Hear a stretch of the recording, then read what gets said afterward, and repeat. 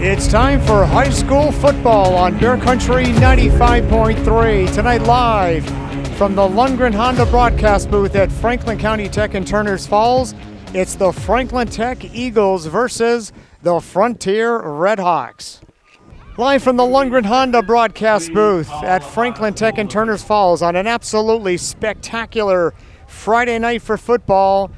A great local matchup between two teams that won on their opening nights, the Frontier Redhawks and the Franklin Tech Eagles. Alongside Sean Hubert, our studio producer, Dave Reno, I'm Jeff Terrell. Great to have you with us tonight for what we expect, Sean, to be not only a good football game, and who knows how it'll play out the rest of the season, potentially the game of our season could be happening in just a few minutes here. You know, sometimes we can read the room and then sometimes we get it wrong, but yeah. Boy, we've been looking forward to this one all week long, and it starts with the Frontier Redhawks. We got to see them in week one, so we kind of have an idea what they're all about. Of course, they had the bye week last week, so they're good and healthy. And then, Franklin Tech, well, we knew they were going to have a lot of kids, and we knew they had a lot of kids coming back, but boy, the way they started the season last week against McCann with a 48-0 win, this game sets up to be one of the better games of the season for us for sure. And Frontier opened their season 2 weeks ago, so they're coming off a bye week, so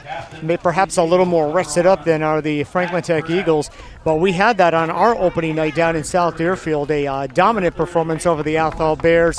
And, they really racked up the yardage, particularly on the ground that night. Well, and again, we knew the Bears they had a lot of young kids, a lot of, not as much experience coming back. They graduated a lot of seniors, and, they kind of hung in that first half. It was a 14-6 game at halftime, but, boy, Frontier started running the ball right at them. No huddle, going quick, and, Brady Pareda ends up with 9 carries, 218 yards. Garrett Dredge, he didn't play most of the second half, but he'd already had 11 carries for 81 yards. They ran for 378 yards in that game. Now, for Franklin County Tech, of course, for the last 4 years, it was not all about Josiah Little, but primarily the ground attack. Josiah Little, 1,000 yards in each of his 4 years on the varsity, Sean. Sometimes he cut it close, as in hitting the milestone on Thanksgiving morning. And then, of course, last year he kind of cleared it. Yeah, 2 years in a row he did that, right? He was able to clear it with a little more room, but a couple of years, again, very much a situation where he was cutting it close, but just had an incredible season. And picking up where he left off as a guy who actually has seen a lot of action. He would come in for Josiah Little, and I got to tell you, Maxon Brunette, he got the job done last year. It didn't seem to be much of a drop-off between Josiah and him. No, and again, so you take a look at his height and weight. So he's 5'6", 150, and that's right about what Josiah was his senior year as well. That's right. I'm not going to lie. There were games last season where they'd put Max in. He'd have a carry. I'd credit it to Josiah because the same height, the same style of running, and really good foot speed. So, we knew this was going to be his backfield to take over this season, and week one certainly didn't disappoint. 12 carries, 145 yards, and a pair of touchdowns. But he wasn't the only one out of the backfield that got some good production. That's right. They go really deep. They use 3-4 guys easy that they're going to be utilizing. Joe Gamache said you're going to see a lot more than just Maxon Burnett, the senior running back. And at quarterback, boy, you talk about a quarterback size physically. This kid's only a sophomore. Mason Bassett, Sean, at 6'4", 185. He can see downfield. Well, and again, so when you bring in a sophomore quarterback who has no experience at the varsity level, to me that's a question mark, right? Okay, so here's a sophomore. They like him. He's talented. They think he's going to do well. How about this for a first game? He completed 5 of 8 passes for 131 yards. He threw 2 touchdowns. He did throw 1 pick. At QBR, 106.3. So pretty darn good start for the sophomore quarterback. So not do we know that Franklin Tech is going to and can run the ball. Certainly looks like they'll be able to throw it this season as well. Oh, we got some really terrific football players on both sides. And, of course, we talked about Pareda and, of course, Garrett Dredge, of course. They have several guys that they'll go to as well. This should be a good one. They're getting ready to meet at the center of the field, the captains, for the opening coin toss. We'll take a timeout here. We'll come back. We'll run down some of the other games happening tonight. All the local teams in action. No bye weeks for anyone for the locals. We'll run down the games, get you set for kickoff here. It's high school football, Bear Country 95.3.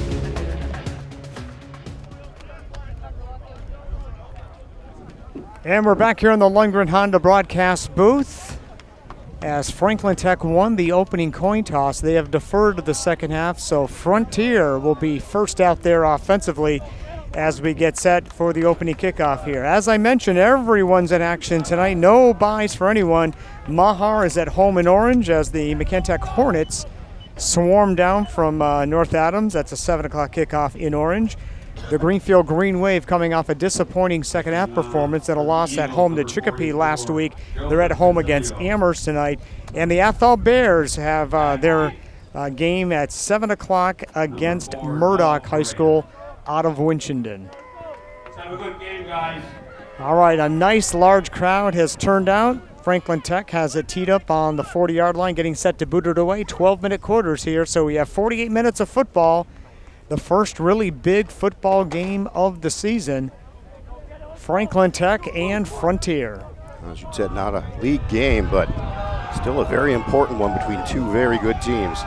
Joe DeSchulo has it teed up on the 40-yard line, getting set to boot it away to the Frontier Redhawks. And a line drive kick. It is taken inside the 30-yard line, up across the 40, and then got roughed up there. Henry Drinker, number 11, the sophomore, brought it out across the 40-yard line. So good starting field position for the Redhawks here in the first half. Well, there we go. A little breezy. A little breeze. I was going to mention, as beautiful night of a football as it is, and it is, there is a bit of a breeze. We will see what kind of impact it has. The breeze is it looks like it's blowing across the field diagonally. It's not at the back or in the face of either team at this point. All right, under center is sophomore Connor James. Calling the signals. He is under center. Long snap count. Pitch goes on the right side. That's Garrett Dredge. Big opening, and he bursts through. He's at the 30, 20, 10, 5. Touchdown. 58-yard touchdown run. Garrett Dredge, and on the first play from scrimmage, 6-0 Frontier. Wow, and you had said off the air, this could be one of those games where we just see backs running up and down the field the entire game. And opening play of the game, Dredge, right side, good blocks, and then I'll tell you what, you need two things to do that: good blocks and then be faster than everybody else on the field, and that's what Garrett Dredge was right there. From the 42-yard line, so he went 58 yards. Frontier, we will see. They are going to go for the 2-point conversion here. Double slot, lone fullback behind the quarterback, Connor James. Fakes the pitch and then gets it to Dredge, and he takes it in. The 2-point conversion is good, and we'll take our first in-game timeout. 11:44 to play, first quarter. Greenfield Savings Bank scoreboard. It is Frontier 8 and Franklin Tech nothing. Bear Country 95.3.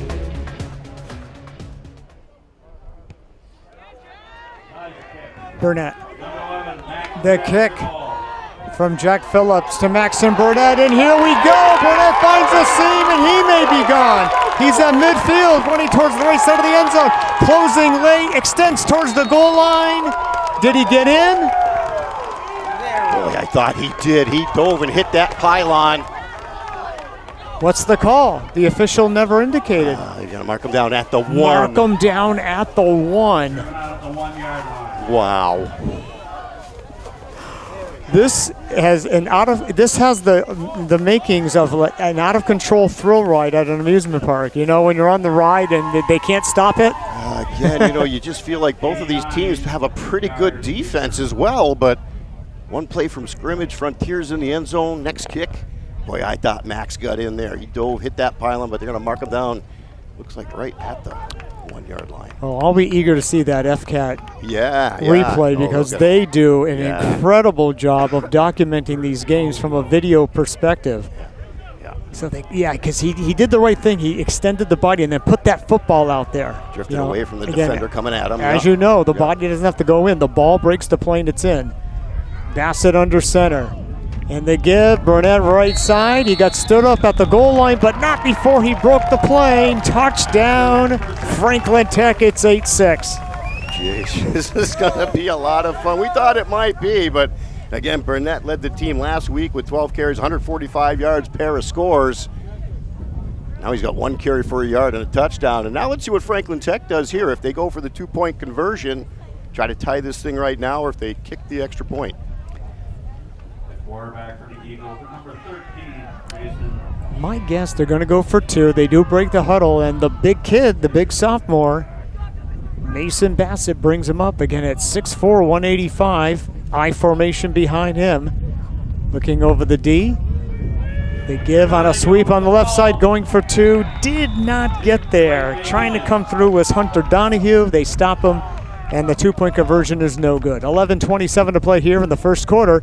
Greenfield Savings Bank scoreboard. It's Frontier 8, Franklin Tech 6. Bear Country 95.3.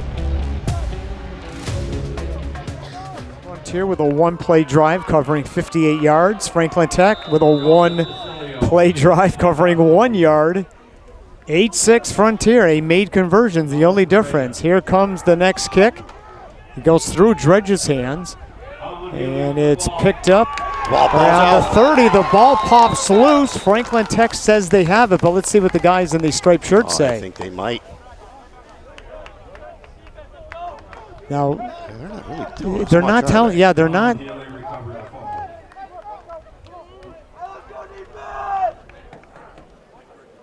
Oh, that's got to be Redhawk Yeah, ball. they're going to be Redhawk ball. Yeah. Okay. Well, we just had 14 points in 33 seconds. Show us what's. Yeah. First and 10 for Frontier.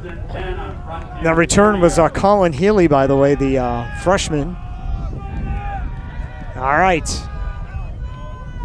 Connor James looking over the D. Pitch comes. And this is stood up at the line of scrimmage with that Pareda's first carry. Yeah, that's Brady Pareda, his first carry. Did make a nice game, but then got pushed back very hard. We'll give him a gain of about 3 or 4 there. Second down coming up. Yeah, he ran right into Dylan LaFond. He's 6'2", 280. And yeah, they're going to give him a gain of about 3 there, I guess. I'll call it 4.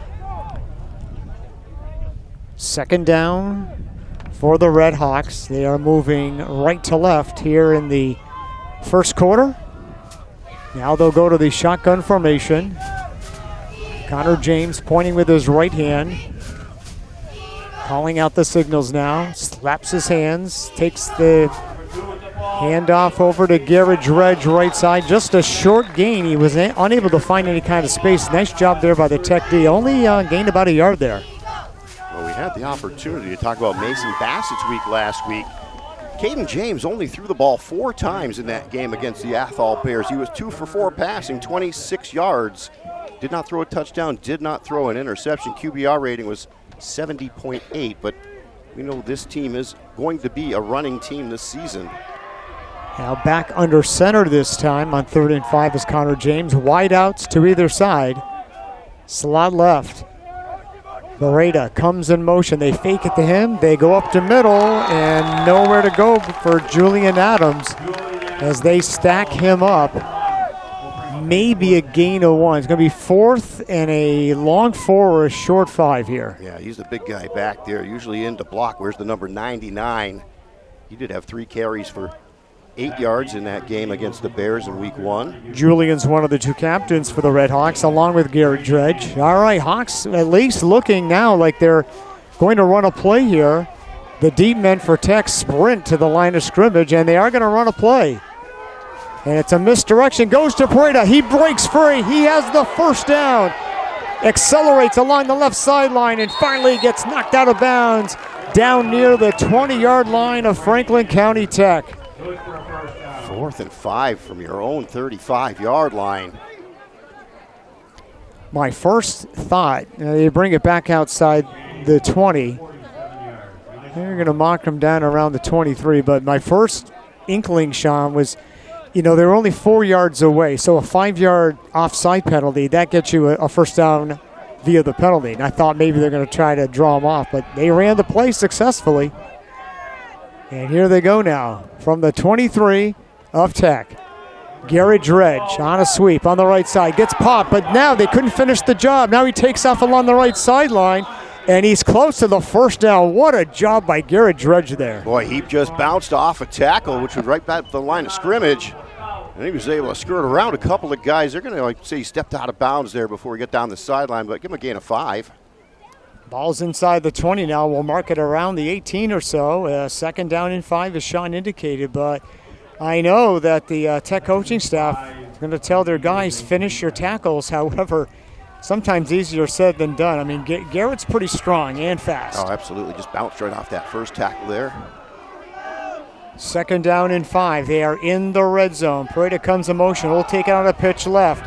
Gets around one block. Gets spun. Now he'll go back to the right. Nowhere to go. That was a great job of pursuit by Tech. I'm not sure who finally got him, but yeah, they still didn't wrap him up and tackle him. They ended up knocking him backwards. Yeah, knocking him off balance. loss of 2 back to the 20. And it'll be 3rd and long. So 49 yards on 3 carries for Pareda. Dredge, 3 carries, 64 yards. They're over 100 yards rushing here in the first quarter. Jacoby Merrill in, Julian Adams out for the Redhawks. 3rd down and long. Ball right at the 20. Hawks moving right to left here in the first. James with double wing formation either side. They go up the middle, and a nice play there by Merrill. Moves the pile forward. He got very close to that first down marker. Let's see just how close he got. And let's see. Not quite 4th and 1. Well, they went 4th and 5 from their own 35. You know what they're going to do here. Jacoby Merrill just had 1 carry in that opener against the Bears. Had 3 carries in that opener against the Bears for 35 yards. In there at fullback, he'll stay in now. 4th and 1. They are 1 for 1 on 4th down conversion so far.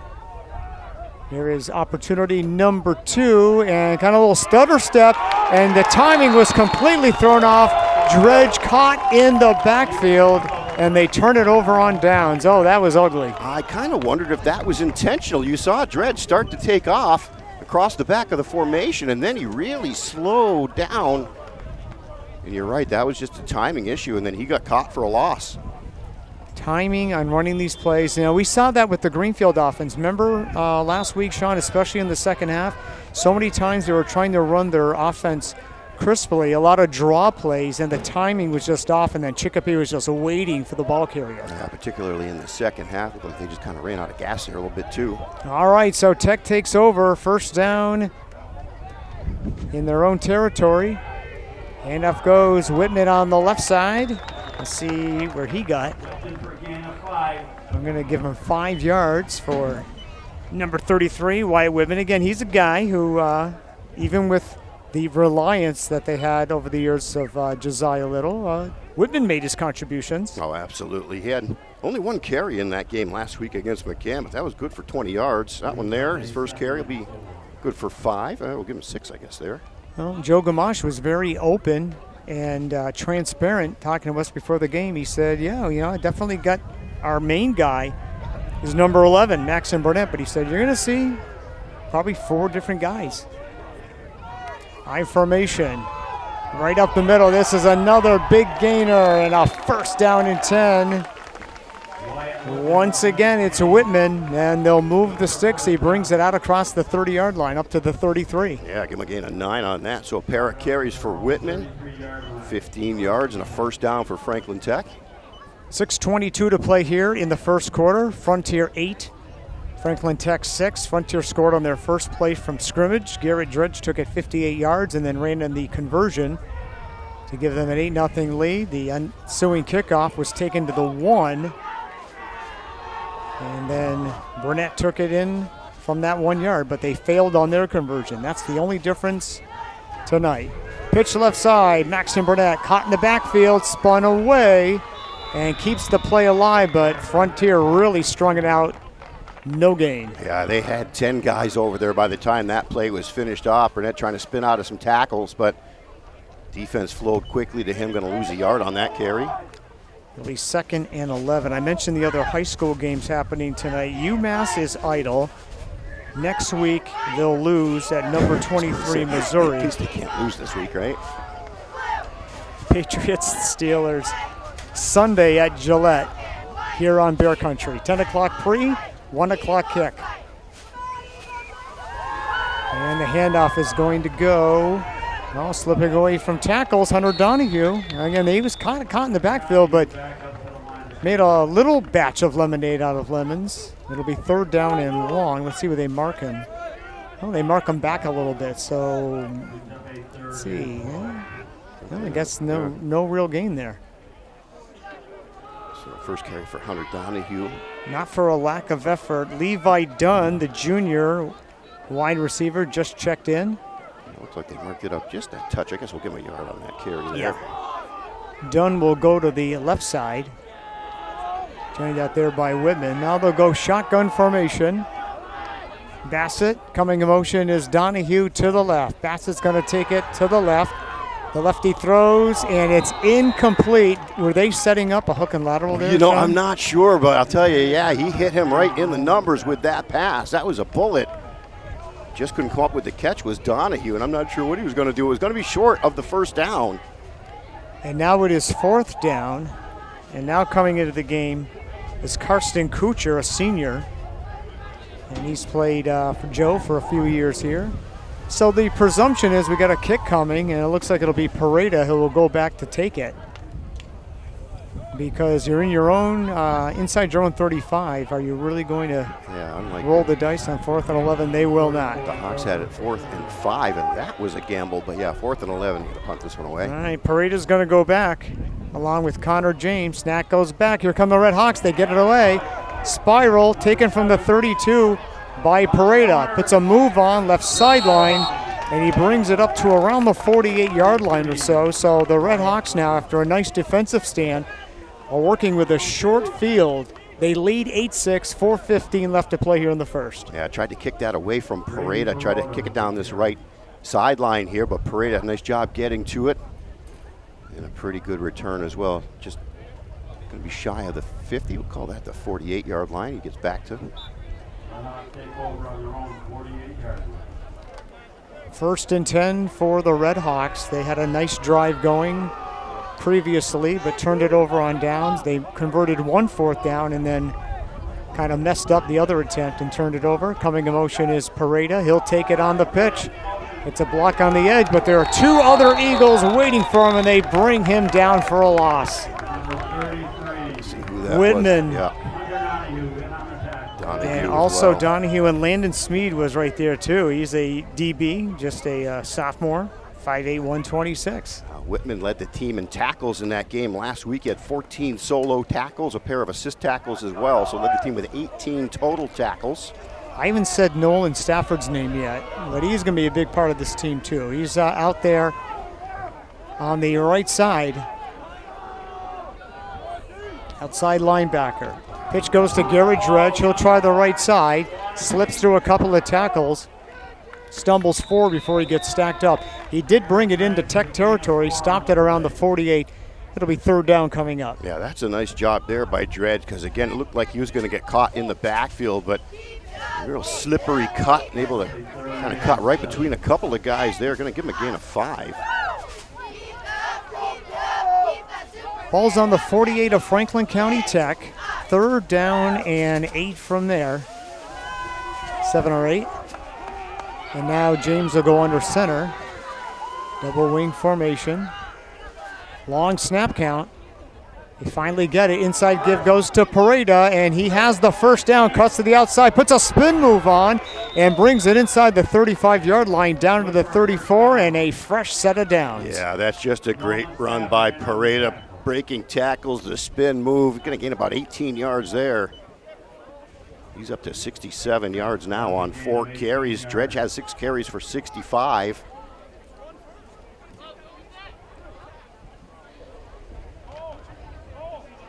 First down and 10 for the Hawks. They lead 8-6. Clock in motion now that they set the chain. 2.5 minutes to play here in the first quarter. Connor James.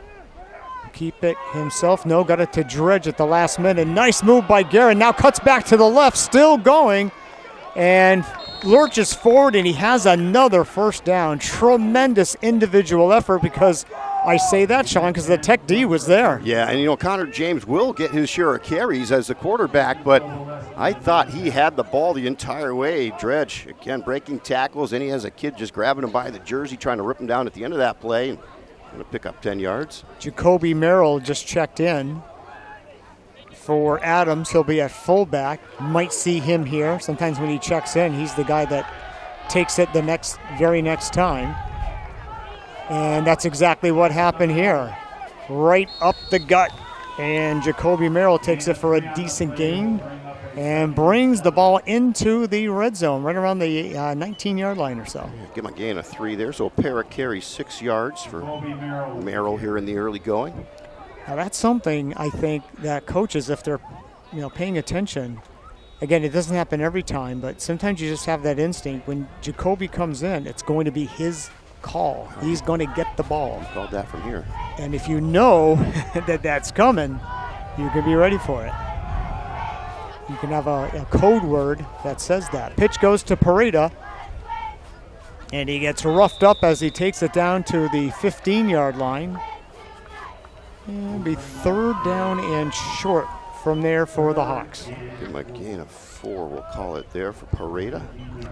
Clock continues to go. We're under a minute to play. It's been largely a running attack for both teams, which ends up making the game go by quite quickly. Yeah, this first half has zoomed right by. Connor James has not attempted a pass yet. Mason Bassett just 1 attempt. 3rd down and about 4 yards for the Hawks at the 15. And he's out, back to pass now, throws in the coverage. Hunter Donahue went for the pick, and no, they say incomplete. Incomplete, and I beg your pardon, that was not Hunter Donahue that came up with it. I saw a 4. And it was number 84, Cole Bassett, who came up with it, but not before it hit the turf. So now it's 4th down again. Obviously, they're in 4th down territory. Yeah, a couple of picks last week. Burnett had a pair, and then Ganser had a pick as well in that game against McCann. From the 15, 4th and 4. They need to get to the 11 or better to keep this drive going. And this play is whistled dead on the snap. It was going to go to Garrett Dredge, and it is against the Red Hawks. So motion penalty, and that'll mark them back 5. So from 4th and 4 to 4th and 9. Yeah, first penalty of the game. Bad time for the Red Hawks to commit that one there. It's certainly going to make this a little more difficult. So back to the 20-yard line now, and we'll see what Coach Scott Dredge comes up with now. They break the huddle. Again, this doesn't change the decision to go. They're going to go shotgun now this time. James with running backs to either side of him. Takes the snap. He'll roll to the right, steps up, throws down the middle of the field, and he's got Jackson Spirits diving catch back in the end zone. Touchdown. Wow. Well, that's going to be the first touchdown pass of the season for Connor James. And that was just a perfectly thrown ball to a wide open receiver in the back of the end zone. Spirits with the diving catch for the touchdown. 4th and long, and the Red Hawks strike from the 20.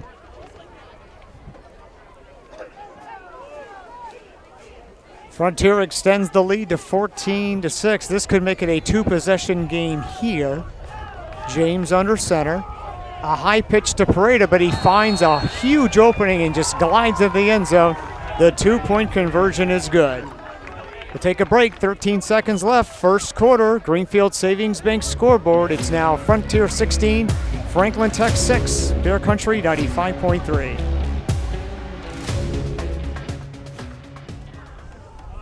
Hunter Donahue and Maxon Burnett are back deep for the Tech Eagles to get this kickoff from Big Jack Phillips.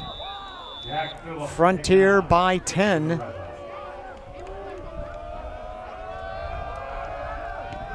And a short kick, and that's a free ball, and diving on it was Whitman. Very heads-up play there by Whitman because it kind of was pooched over the heads of the original line of guys on the receiving line for Tech, and then there was kind of kind of a bare area there. Yeah, it took a big bounce there, so that was well played. It could have been big trouble there. Nice job getting into the ball, having it bounce over some guys. And yeah, like you said, that's a free ball, so if the Hawks get to that, they could have taken it over instead. Yeah, well played there. Now let's see what Franklin Tech can do here.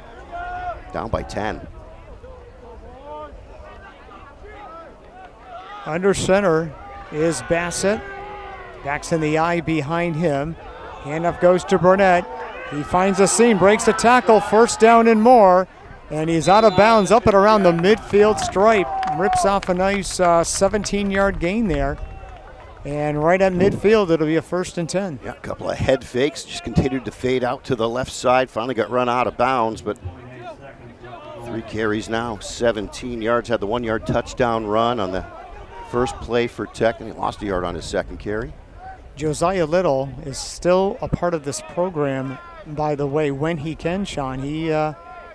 He's helping out when schedule allows. Yeah, nice to see him out there. And Joe Gamache just cannot speak more highly of him as a young man, high character young man. And yeah, nice to see him around the program still. 1st and 10 for Tech from the midfield stripe, and a timeout is called with 2.8 seconds left in the quarter. We will keep it here. And this has been, like I said, kind of an out-of-control thrill ride. And when I made that analogy, the only problem with it is when you're on an out-of-control thrill ride, you're begging for them to stop the ride and let you off. This is the kind of thrill ride where keep it coming. Boy, keep it coming. 14 points in the first 33 seconds of this one. And that's right. That was just a frenetic pace. You knew that had to slow down, but again, both teams running the ball effectively, but obviously Frontier having the best of it there with Pareda 71 yards. Dredge had 75 on the ground, and of course they've got the better of it on the scoreboard right now as well. Now, who are these guys in white? I don't know if the FCAT cameras are picking this up. Yeah, I saw them out there. All these guys, I mean, are the Backstreet Boys here? Look like the Slim Shady. Or the Slim Shady. They're all Slim Shadys is what they look like from over here. They came in. They came in about 2 or 3 minutes ago, and they are white, dressed in white, head to toe. All right, back to the issue at hand. 1st and 10 from the 50. And the handoff goes and nowhere. It's going to go for a loss. And that was Burnett that time again. Had nowhere to go. And now we'll end the quarter. End of 1 here in Turner's Falls. And our score on the Greenfield Savings Bank scoreboard, the Frontier Redhawks 16, the Franklin Tech Eagles 6. Second quarter action next on Bear Country 95.3.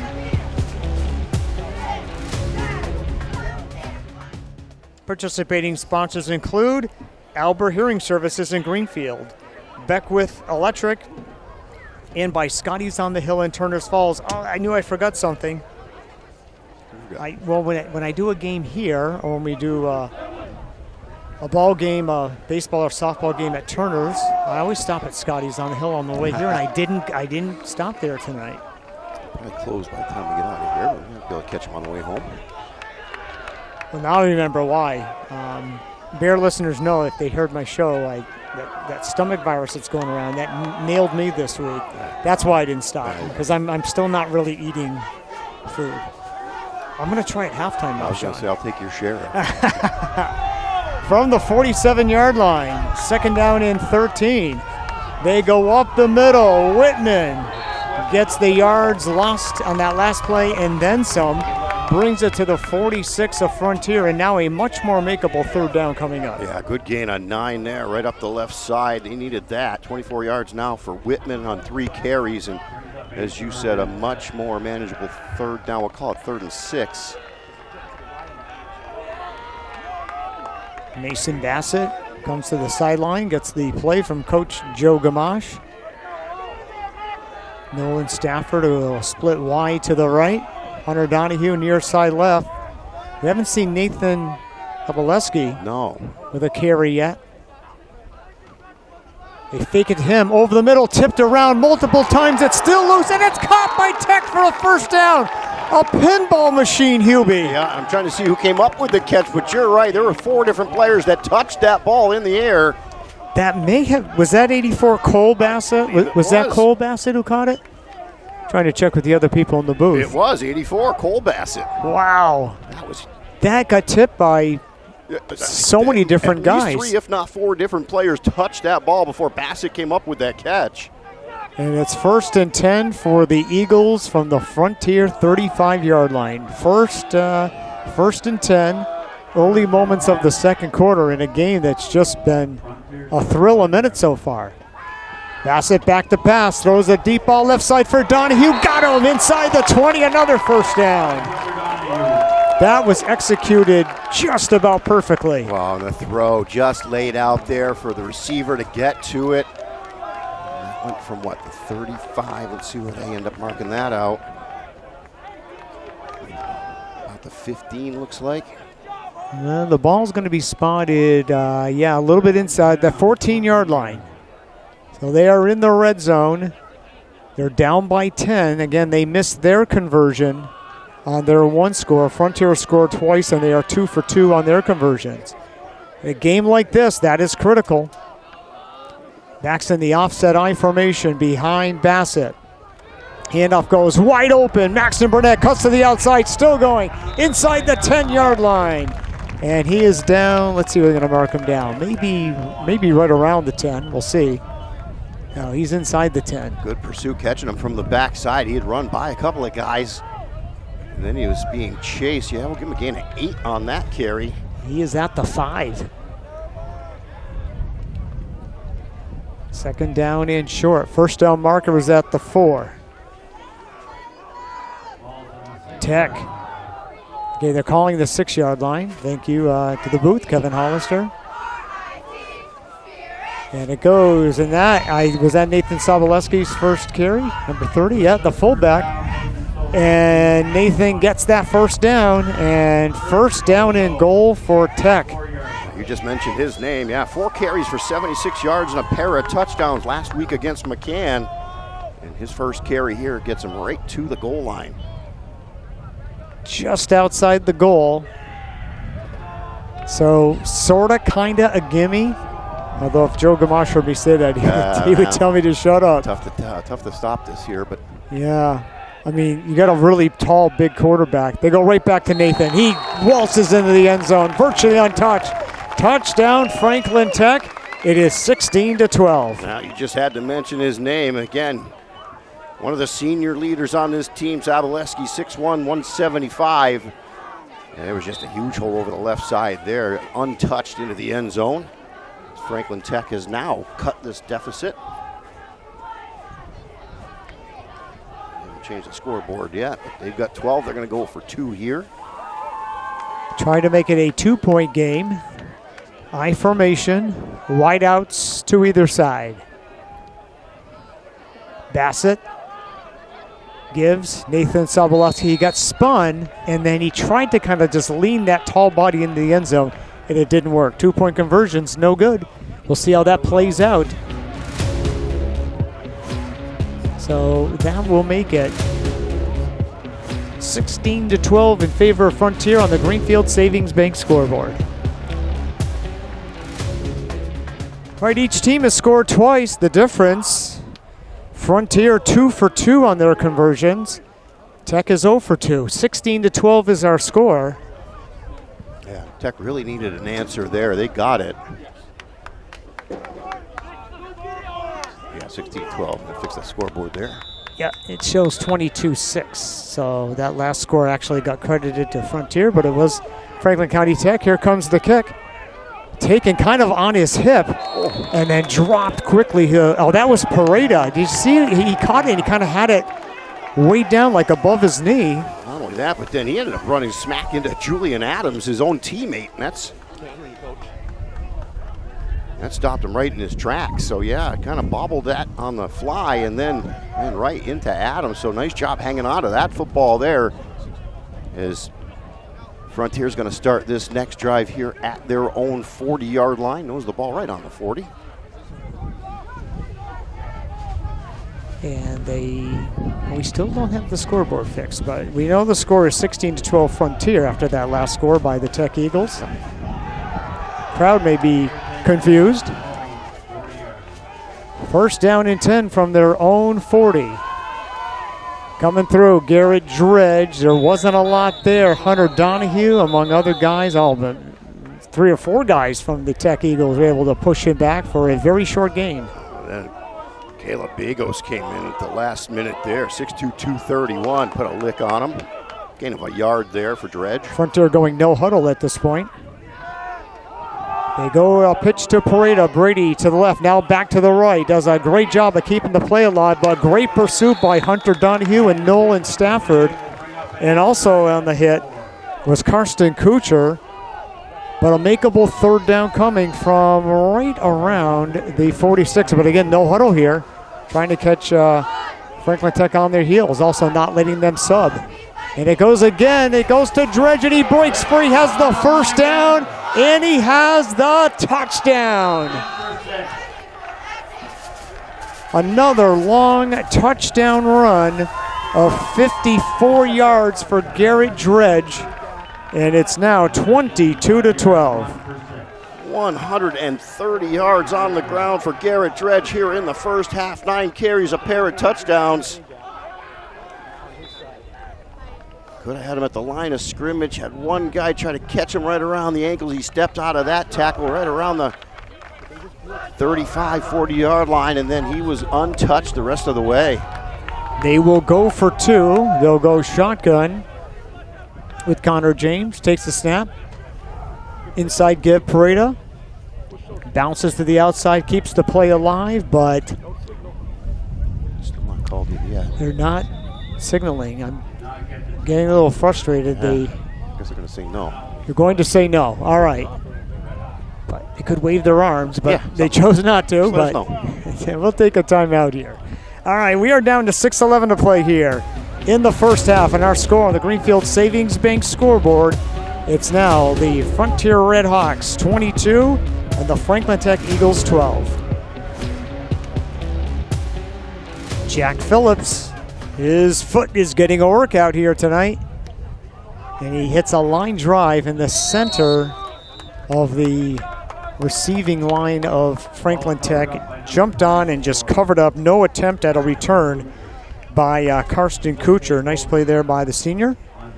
And, yeah, decent field position. The ball, see where they actually spot it down, just inside their own 40-yard line. Yeah, that ball wasn't bouncing as hard as the last time he kicked off, but Kuchar, nice job there to field it cleanly and then just decided, yep, stay right here to start our drive. And it looks like that's going to be at the 37, 38-yard line. All right, the Slim Shadys and the Backstreet Boys have flipped sides, so they're on the other side.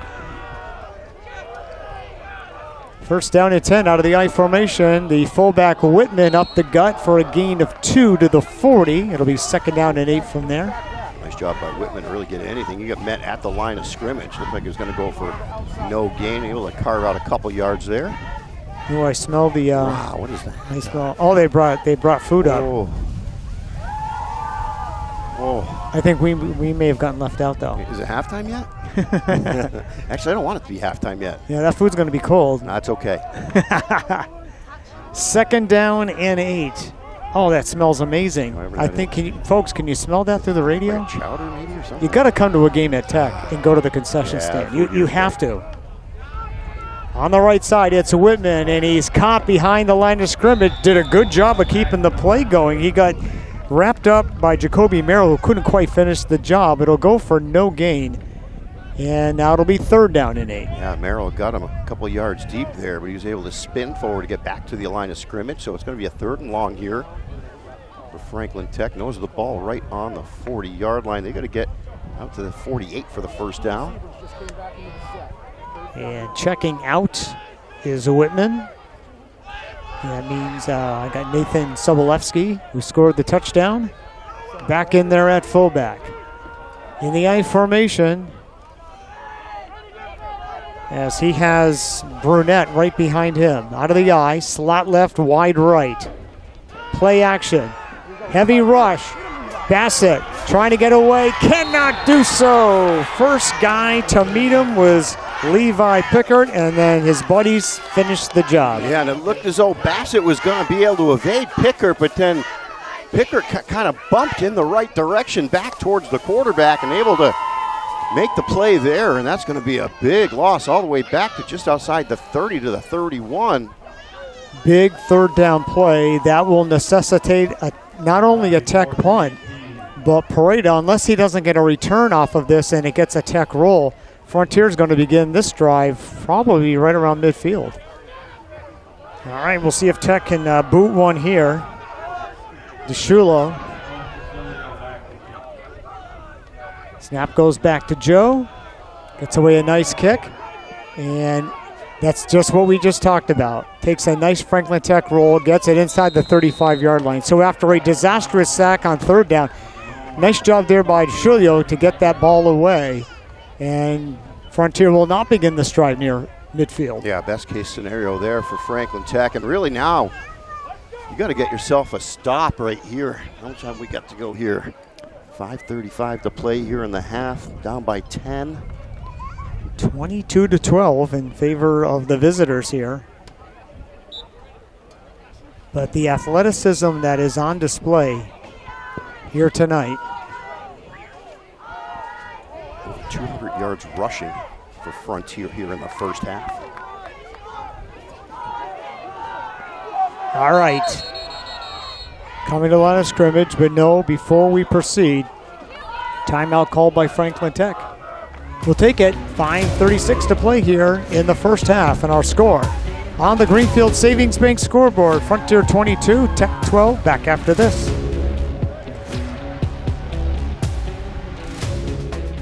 All right, first down and 10 from the 33-yard line for the Hawks out of the gun. Handoff goes to Garrett Dredge on the left side, brings it across the 35, up to around the 36 or 37 or so. Second down coming up. Give a gain of 3 on that, so 133 yards for Dredge here in the first half. Team 219 yards rushing here in the first half. I guess we shouldn't be too surprised. They ran for 378 yards week 1 against the Bears. Yeah, it was primarily Dredge in the first half and primarily Pareda in the second half. Yeah, 218 yards total for him. Had an 85-yard touchdown run. The Bears defenders, they didn't have to run their wind sprints. They did that chasing Brady. Yeah, that was, again, just they were awfully quick. Second down and about 8. James fakes the handoff and then pitches it.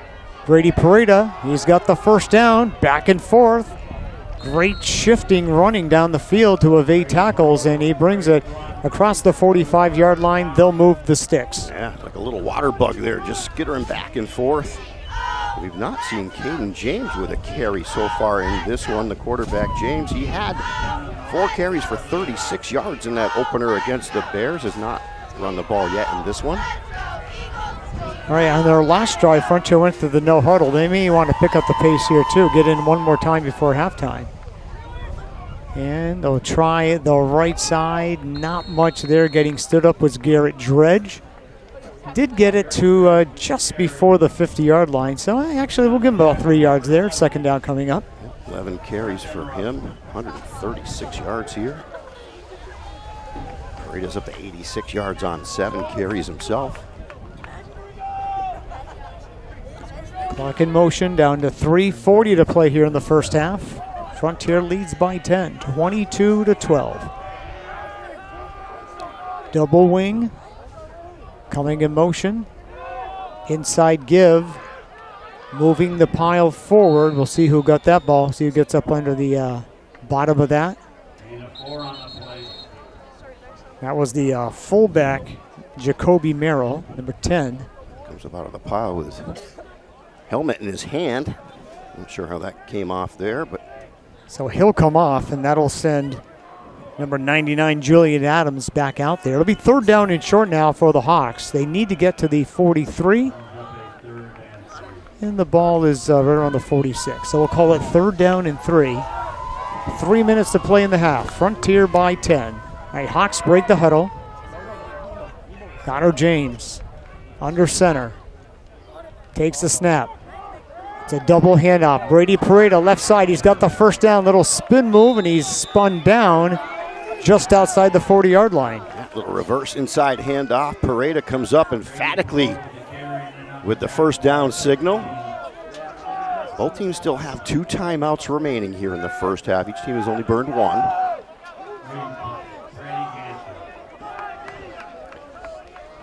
Ooh, here come the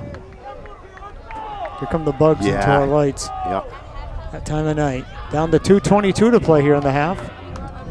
Frontier now ideal. I mean, if they happen to score on a play or 2 here, they'll take it. But ideally, they'd like to drive the field, cap it with a score right in the closing seconds of the half. Garrett Dredge over right tackle. He gets stood up at around the 40-yard line. No, check that. 35-yard line. Give a gain of 5, it looks like there. Yep, it'll be 2nd down and 5 for the Hawks. Minute 53 remaining. Clock is still in motion. Yep. Earlier, again, they went no huddle. They're not doing that here. I think they feel like they're comfortable just to kind of do what they're doing, drive the field, and leave Tech no time to retaliate if they're able to score. Right, still have 2 timeouts to use. Coach Dredge will be strategic about that, of course. And it's going to be a keeper. No. It's going to go for a first down. Who comes up out of the pile? It's Brady Pareda. The quarterback kept it for the longest time, and we have a Tech player down at the back end of the play. It's a Whitman. It's his left leg. And now he's running. He's okay now. Looks like he'll be good, but he'll come off of this play here. Pareda again comes up with a first down signal, pointing first down ball inside the 20-yard line. Now Pareda over 100 yards here in the first half as well. Dredge has 141, Pareda 109. Have a half, boys. Yeah. Never mind have a night. Have a half. 18-yard line, so they're back in the red zone. As we come down to 1 minute to play here in the first half. Frontier by 10, looking to go up by more. In fact, what they would love to do is make it a 3-possession game here. But that would require a touchdown. And we'll do another double handoff. Nicely defended, though, by Tech. And Garrett Dredge got popped by Hunter Donahue. Yeah, he just lined him up, hit him right between the shoulder pads. Perfect tackle right there. No gain. 2nd down and 10. Now a little more urgency by the Hawks because they're running out of time. 2nd and 10 from the 18. Pitch on the right side. Garrett Dredge. Got a little bit of a stutter step. Or was that Brady? We'll see. No, that was 2. Dredge. Not going to gain much there either. Yeah, not much there. Now we're down to 19.6 seconds left. So they called the TL. We'll keep it here. Because now it's time to strategize here. So they were kind of taking their sweet time. They got down inside the zone, but then 2 plays in a row didn't get a lot. And that's putting Tech in a much better position to keep this a 10-point game. Yeah, making it 3rd and long here as well. So burning the timeout are the Red Hawks, leaving them with 1 more timeout. Yeah, not a lot of time there. What's that, 19? 19.6. There is, yes, I believe. There's some bulbs out on the scoreboard. It looks like 19.6. So, if you're passing, obviously, a pass play that goes out of bounds will stop the clock. A first down will temporarily stop the clock until they reset the ball in the chains. Incomplete pass would stop the clock. So, yeah, they have multiple chances to get to the end zone here. Connor James has only attempted 2 passes, but one of those was a 20-yard touchdown pass. Yeah, to a wide-open Jackson Spearant. So we'll keep an eye on number 6 here. That's Spearant's. They're down. He is back to pass, sets up, throws. He's looking for Spearant's again, and it's tipped away. Jackson would have scored had he caught it. He was in the end zone. And now it is 4th down. Yeah, ball just slightly underthrown there. I think that's Bassett. Yeah, it was Bassett. It was got Bassett, to it and knocked it down. All right, so now on 4th down with 13.5, you could try to get it inside the 10 and get a fresh set of downs and then take 1 more shot at the end zone or 2 more shots or go for it all right here. Yeah, again, this would be a good stop for Franklin Tech if they can get it.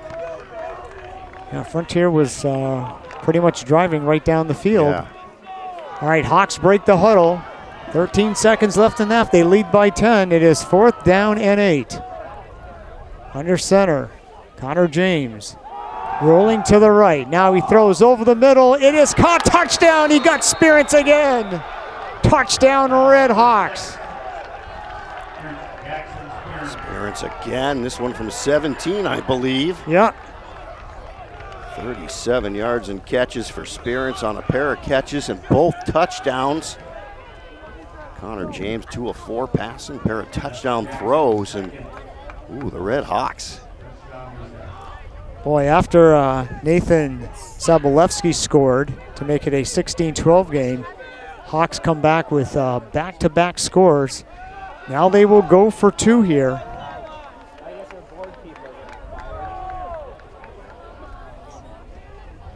They pitch it. And going nowhere was Dredge. He got hit immediately. We're going to keep it right here.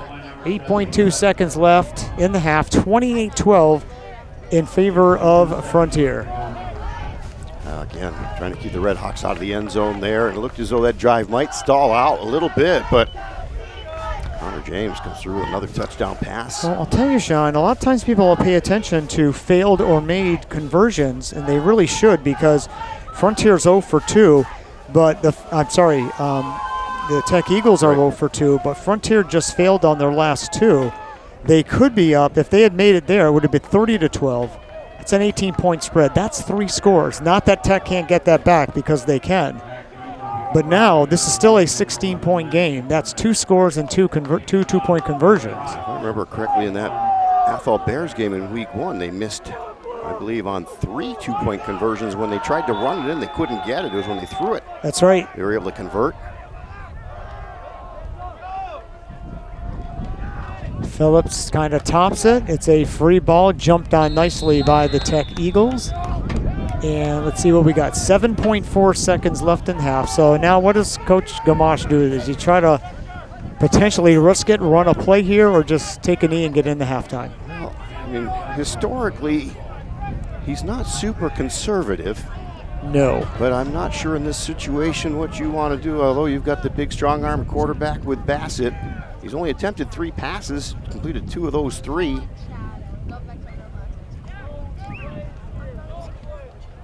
And you can see, the Redhawks are going to have everybody back. A couple deep safeties. Oh yeah, they're not playing a press defense. They're going to rush 4 guys, keep everybody back, keep everything in front of them. That's if Franklin Tech decides to go deep here. See what they do. They are going to run a play. Pitch goes, and cutting it to the left side. He stayed in bounds, so that's not going to end the half. That was the first carry of the night by Brady Gansers. And that'll do it. Halftime here in Turner's Falls at Franklin County Tech, and our score on the Greenfield Savings Bank scoreboard, the Frontier Redhawks 28, the Franklin Tech Eagles 12. The Bear Country High School football halftime report is next. Bear Country 95.3.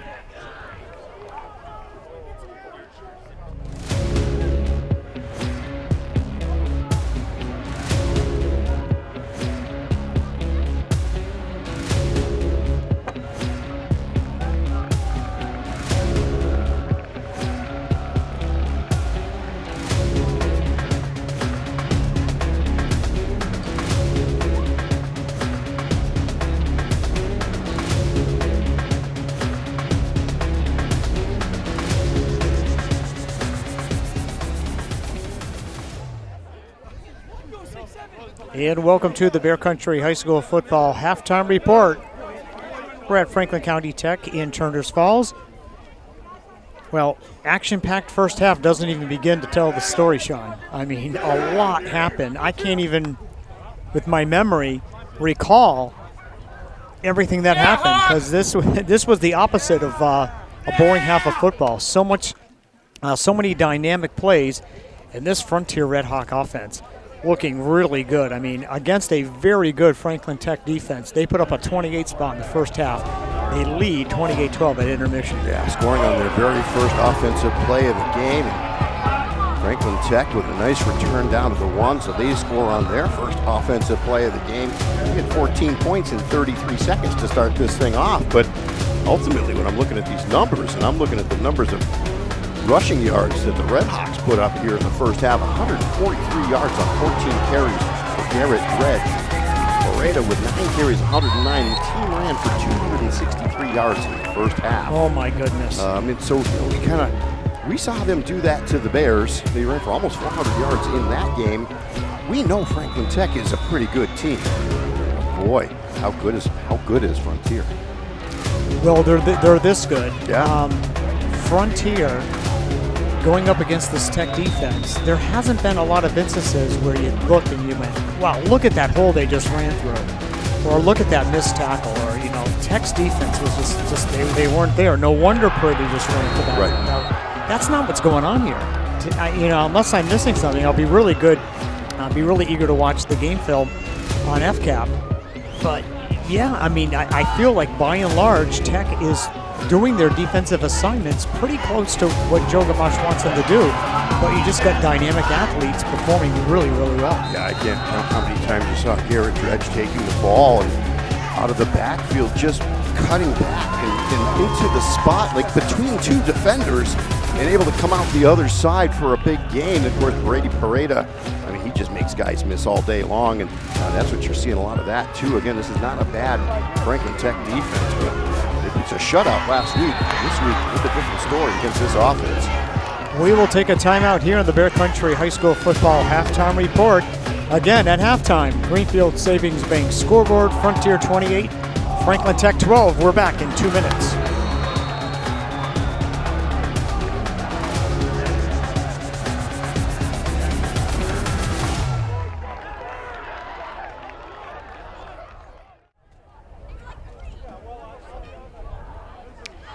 And we are back here on the Bear Country High School Football Halftime Report. Everybody locally in action tonight as we have Frontier leading 28-12 over Franklin Tech here at halftime.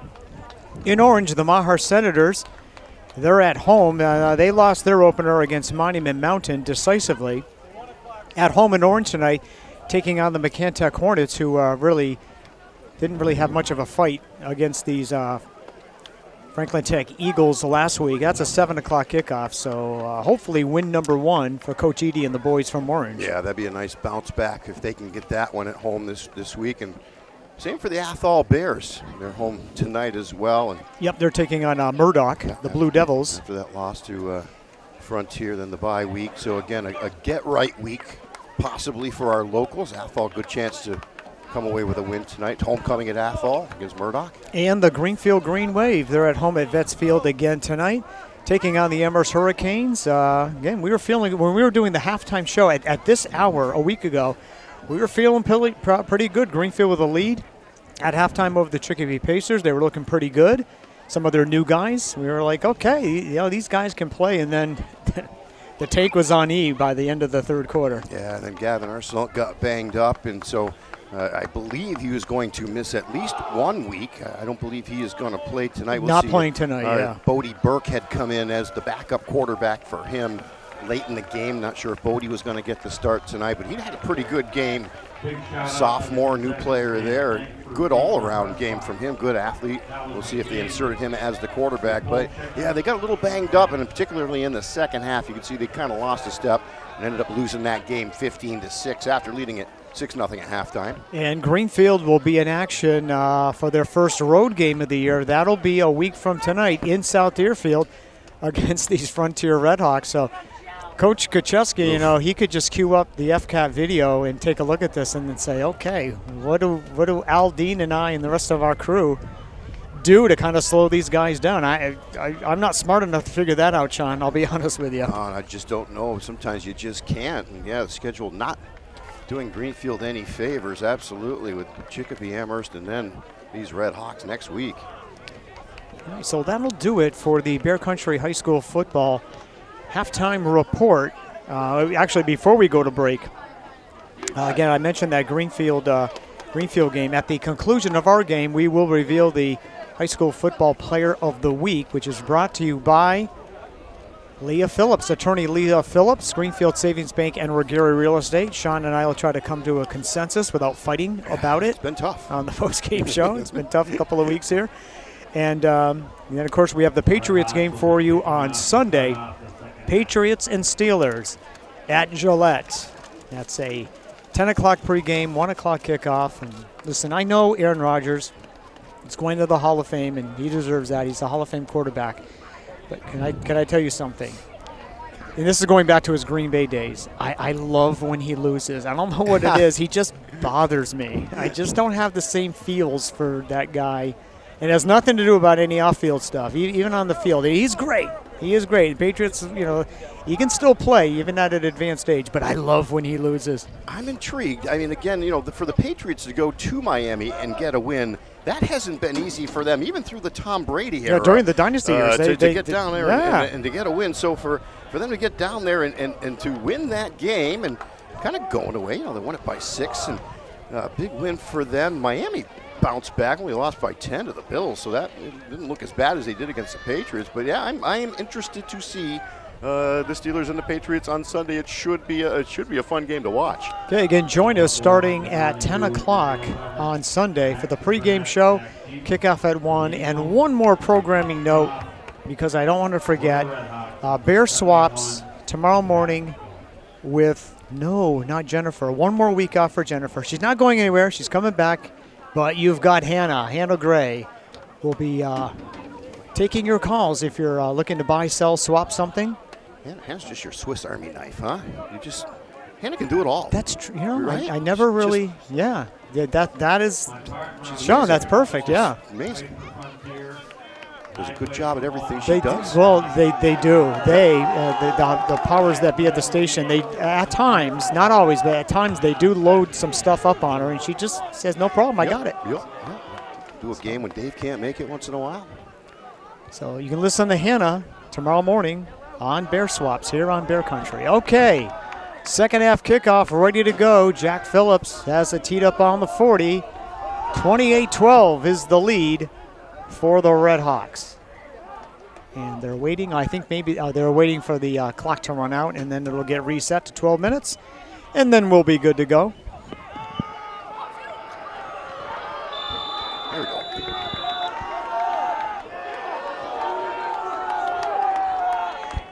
Phillips kicking from the 40. Does the same thing, tops it into that dead area. The ball is free. Big battle for it. I think Tech came up with it, Hawks could have got but we will see. What's the signal? There is none. There's not a signal. I don't understand what is happening. We are gonna. All right, they got the ball. Boy, I'll tell you, there was a Redhawk right. I love the way that ball comes off his foot, and that thing just takes a hop, and then it's a bounding ball, very difficult to come up with. And boy, the Redhawks almost stole one away here. Now Franklin Tech, with the big deficit, they just absolutely could not have allowed that to happen there.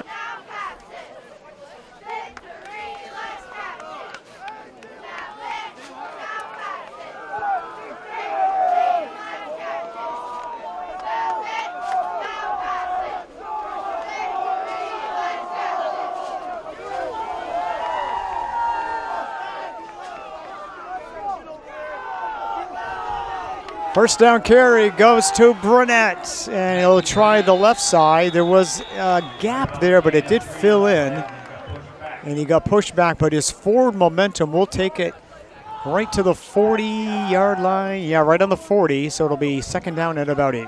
We had said Burnett had 12 carries for 145 yards, a pair of touchdowns against McCann last week. First half of this one against the Redhawks, just 5 carries for 23 yards. Up to about 27 yards now after that carry. From the 40, second down for Tech. Handoff goes on the right side. Whitman, they string it out. Not a lot of room to run. He did make a gain of a couple. Now the Tech bench is barking. Now we were screened by the players. I'm not sure if they thought maybe he got hit out of bounds. But it went for a short gain to the 42. We've not seen really anything like that tonight from either team. Been a very cleanly played game. Matter of fact, only one penalty in that first half. That was just a 5-yarder. That's right, yeah. Against the Hawks. Yeah, that's a good point, Sean. Yeah, it was very clean first half. Third down and about 6 42-yard line. Draw play goes to Sobolewski, the fullback. He got close to the first down, but did not get there. Gut check here for Franklin Tech, right? Early on. Okay, so now are they going, now an official timeout. Are they going to measure? Oh, that thing's short. That's not even close. It could be at least a yard, if not. Yeah. You have to measure that. But anyway, here we go. Yeah, that thing's shy at least a full yard. They are going to bring it out, so we'll see just how close. They'll reset the ball after this, but yeah, no, we have a pretty good angle here, Sean. Yeah, we're pretty much right on it, and that thing, I wouldn't say was even close enough to want to measure it. But now let's see. Well, a little bit closer than what we thought, but they're still going to be a little bit shy. A little closer than we thought it was going to be, though. Just a few inches there, really. So it'll be 4th down. So here's the deal. You're down 28-12. So you're down by 16. You go. You go. You've got the guys to do it. Yeah, I mean, your quarterback is 6'4". He could lean across. Sobolewski, he's a big dude. He's not out there right now, actually. No, he is. Yeah, they got a full, power eye backfield. Bassett hasn't had a carry yet tonight. All right, Bassett overlooks the D. Big play here for Tech. And for the Frontier D, honestly. Yeah. Bassett takes the snap, handoff, center of the line, 1st down and more. Nathan Sobolewski brings it down to the 42 of Frontier. 1st down, Tech Eagles. Yeah, just needed one, and he ends up getting close to 10 yards there. Sobolewski blew through the right side of that line. Head down, both arms on the football, securing it tightly, and takes it down to about the 42-yard line of the Redhawks. And a fresh set of downs for the Eagles, trailing by 16. They got back to within 4 before Frontier came back with consecutive touchdowns. The ball is out, and it's recovered by Frontier. The ball popped right out. Sobolewski was the runner, I believe, or maybe it was. I think Dredge punched that thing out from the backside. You can see the velocity that ball came out of his arms with. Not positive if that was Dredge. I think it might have been Dredge. Merrill came up with the ball. It was definitely 10, Merrill, who came up with that loose football. So, yeah, just like that, after that big 4th down conversion, 1st and 10 going the other way. That ball got punched out of there. You can see it just fly in the air. Frontier on their own 38-yard line. Imperative for Tech to keep Frontier out of the end zone here, but that has been easier said than done tonight. On 1st down, it's Brady Pareda. And good pursuit by the Tech defense. They bring him down after just a short gain. 2nd down coming up. Now again, Pareda over 100 yards there in the first half, 109. Tech on 3 more there.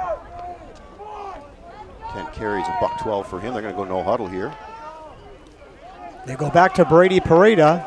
Sneaks through the line. Couple of tackles he's able to evade, but now he got popped at the end there by big number 77, Dylan LaFon, the 282-pounder. Yeah, no doubt about that once he got his mitts wrapped around him. 3rd down and 5 from the 44-yard line.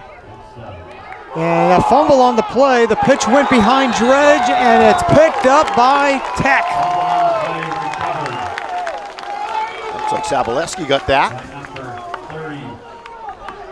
It was.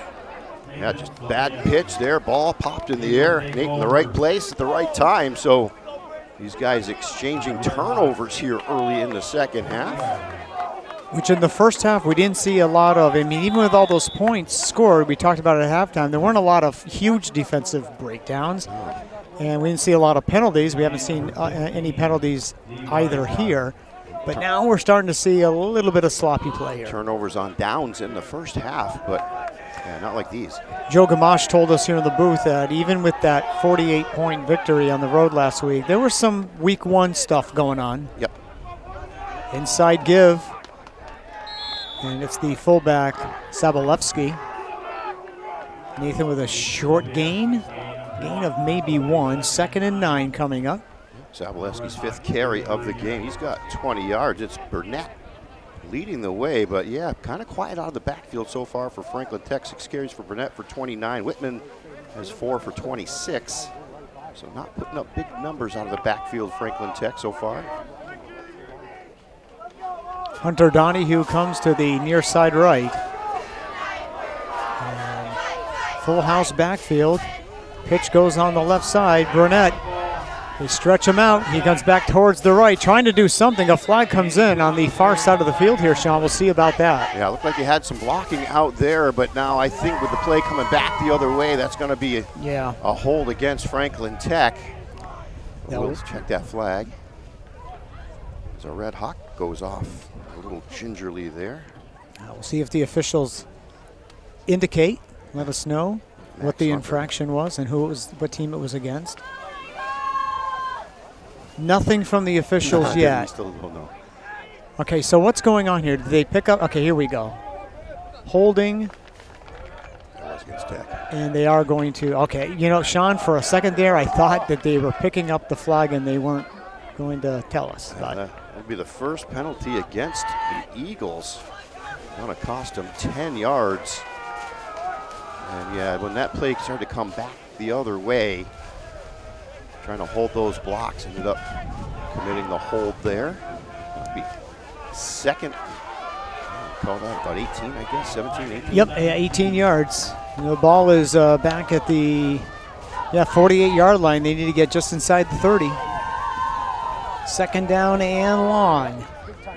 On a sweep, Hunter Donahue, nothing doing. And he got popped by Prey at the end, and a flag comes in. That's going to be That's a 15-yarder. Yeah. That was. He was held up, and I don't know if they had actually blown the whistle then, but they must have because Pareda came in a little bit late. He might have led with the helmet as well. Came in, yeah. I think it was more shoulder, but yeah, that it's going to be 15 yards. So just a second penalty against the Hawks, but that one's going to cost them 15 yards. Don't believe that's an automatic first down, so let's see where that ball ends up getting placed at the 35. 35-yard line, yeah. So that's going to be second and 5 yep, for them. From second and 18. Yep. On the second and 5. So, yeah, I mean, obviously you love your defenders and you train them, play to the whistle, but not beyond the whistle. I'm not sure. That was close. Very close. Second down, they give inside Burnett.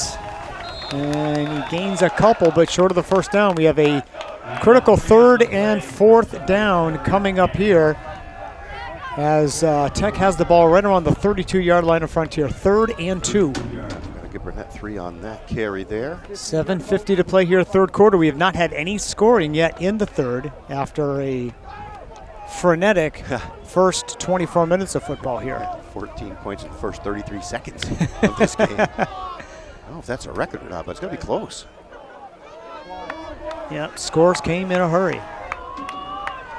Out of the gun with Burnett to the right of Bassett. Man comes a motion. They will give it to Nolan Stafford, and he has the first down. Nice play there by Nolan. Yeah, I'd like to see him get some more touches. That was a really well-executed play right there. I was going to say, followed the blocks, took his time, but then picked his spot. He did a nice job there, picking up about 5 or 6 yards. First carry for Stafford. Franklin Tech with a first down. Spot the ball right around the 27-yard line. Clock continues to move after they reset the chain. 7 minutes to play third quarter. Still doable for Tech. They trail 28-12, so a 16-point deficit they are looking at right now. 2 touchdowns, 2 two-point conversions. Out of the gun. Pass is caught, thrown over. And Hunter Donahue ripped down by Jackson Spearance. Short gain.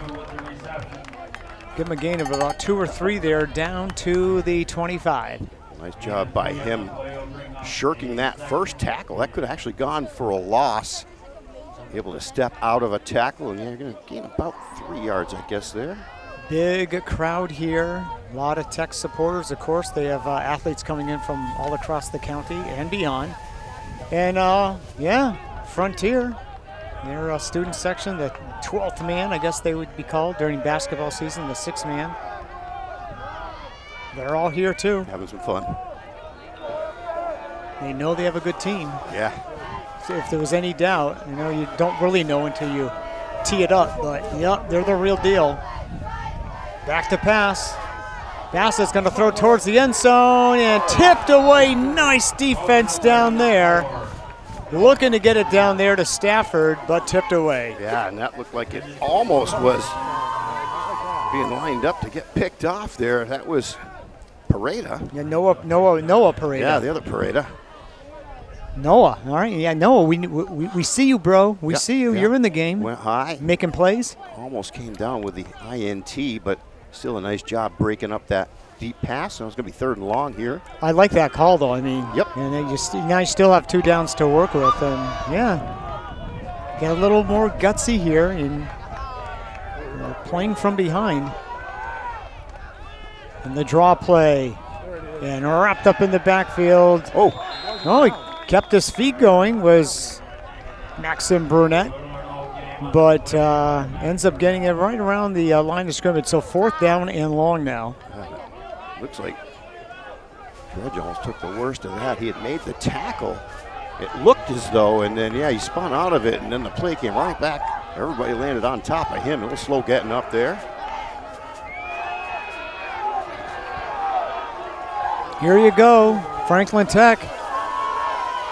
This needs to be a conversion here. 4th down and 8. And now a whistle, and we have a timeout, and it is charged to Tech. We'll take the break. 6:50 to play here, 3rd quarter. Greenfield Savings Bank scoreboard. Frontier 28, Tech 12, Bear Country 95.3. All right, so Tech had lined up for that 4th down play from the 15-yard line. Then they called timeout. We'll see if some sort of trick play might be in the offing here. Yeah, critical play here for Franklin Tech. Shotgun formation. Bassett takes the snap. Heavy rush. He's in big trouble. Now he'll take off, and he goes down. Just they came. There was nowhere to go. Everyone covered downfield, and they turn it over on downs. Yeah, and Bassett didn't really have a lot of time to look downfield either, as he was being chased around in the backfield, and looked as though he looked upfield, was going to try to run with that, and might have got back to the line of scrimmage, but that's going to be it for that drive for Franklin Tech. And Bassett has that great height at 6'4", but sometimes that just doesn't matter. And sometimes you can be a quarterback on the shorter side, and you can still make plays. You can think of a Russell Wilson. You can think of a Drew Brees. You can think of a Doug Flutie, which is back in the day. Not all about the height. 1st down, up the middle. It is going to go to the fullback, Merrill. He's going to bring it across the 45-yard line to the 46, and a 1st down for the Hawks. And he got spun down by his helmet, and I think they're going to tack on another 15 here. Oh, yeah, you're right, Sean. I didn't see the flag until you just mentioned that. So Merrill with a good carry, and then kind of in a headlock there. Let's see, it's going to be 10, 15. That's a 16-yard gain for Merrill. And then the flag came in. Yeah, that's exactly what that is. Personal foul, 15-yarder against Franklin Tech. So that'll bring it not only into Tech territory, but it's going to bring it inside the 40-yard line down to the 39. So a nice run, and then the penalty, and an opportunity here for Frontier to really put themselves in a great position, make it a 3-possession game with a score here. So yeah, just about put this thing away here in the 3rd quarter with a score.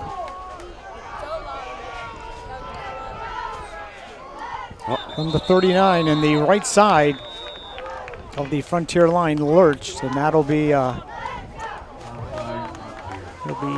against the Redhawks. Back-to-back penalties. 15-yarder against Tech. Now the 5-yarder barely any laundry in the first half. Yeah. And now it's kind of all over the place. Yeah, 5 total penalties now, 2 in the last 2 plays. Clean up your room. Yeah. Pitch goes to Pareda on 1st and 15, and he makes the corner, cuts back to the right, still going. Did he get the first down? He sure did. Late. Oh, flags everywhere. Yeah. That might be another personal foul. Pareda with 10. Got a 15-yard gainer there. And let's check the flags, but I think that might be another 15 against Franklin Tech. Might be starting to feel a little frustrated there. Again, Pareda with another nice carry. Over 100 yards in the first half.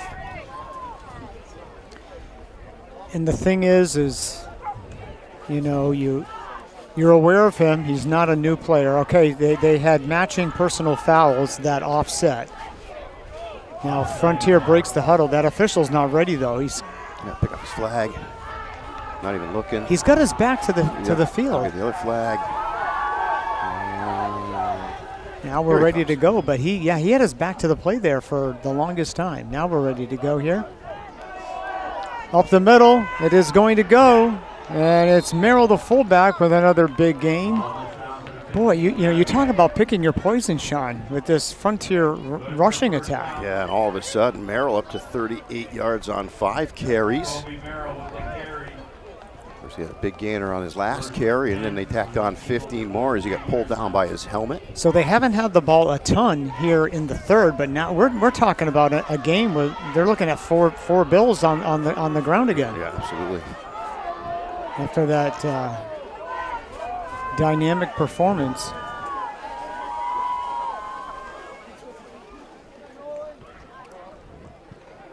Goes to Dredge on the right side. He gets spun down after just a short gain. Nice containment that time by the Eagles. Yeah, great vision by Dredge, taking it to the right side and then just looking back, finding that crease to come back the other way, cut through a defender or two, gain about 4 there. Yeah, we'll call it second down and about 6. The ball just a smidge inside the 20-yard line, so they are in the red zone. We're down to 4 minutes to play, third quarter. No scoring in this third. Things have really slowed down. A little shove at the end of that play as well.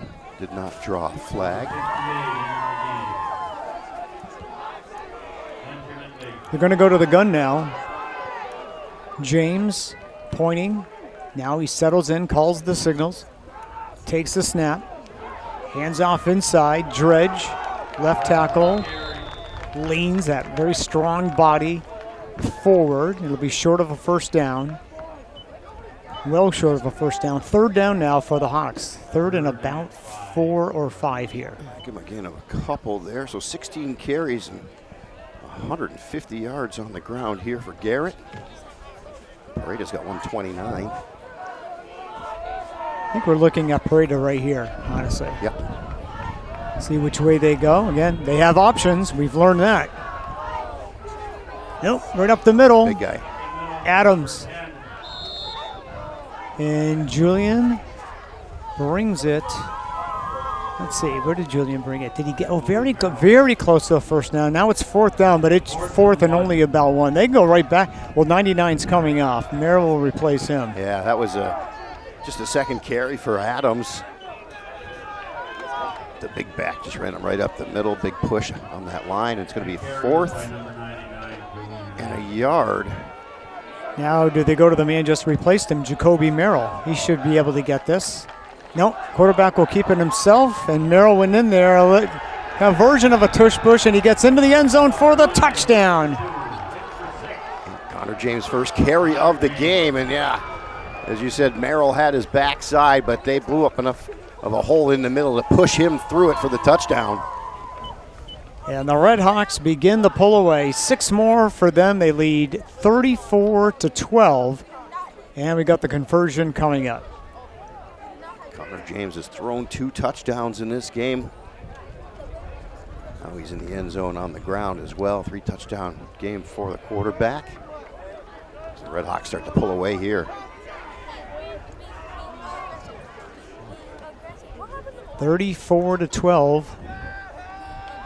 James takes the snap, takes off on the right side, and muscles his way through. He's not the biggest kid. Did he make it in? Just ran somebody over. He did, and now flag comes in at the end of the play. The 2-point conversion is good, but what about the flag here? Boy, I'm not sure. I mean, yeah, he was just trying to get himself into the end zone. Took on the defender heads up. Yeah, he didn't shy away at all. No. He took on the contact. So see. what about the flag, though? They're talking. Hopefully we'll get an indication. I believe the conversion will be credited. He got into the end zone. If this is against Franklin Tech, they would assess it on the kickoff, I believe. Correct. But they're still talking. And again, I don't looks like mean to keep banging this drum. No, they should let us know.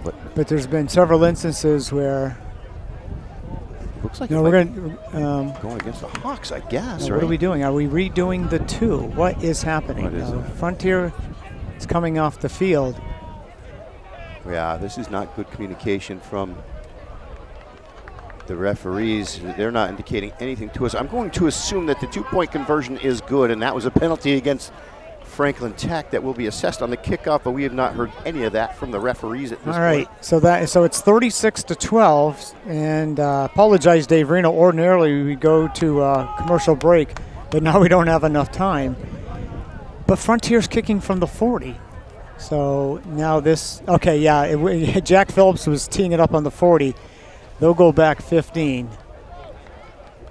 which will bring it back to the 25-yard line. So the 2 points is going to be good. Yep.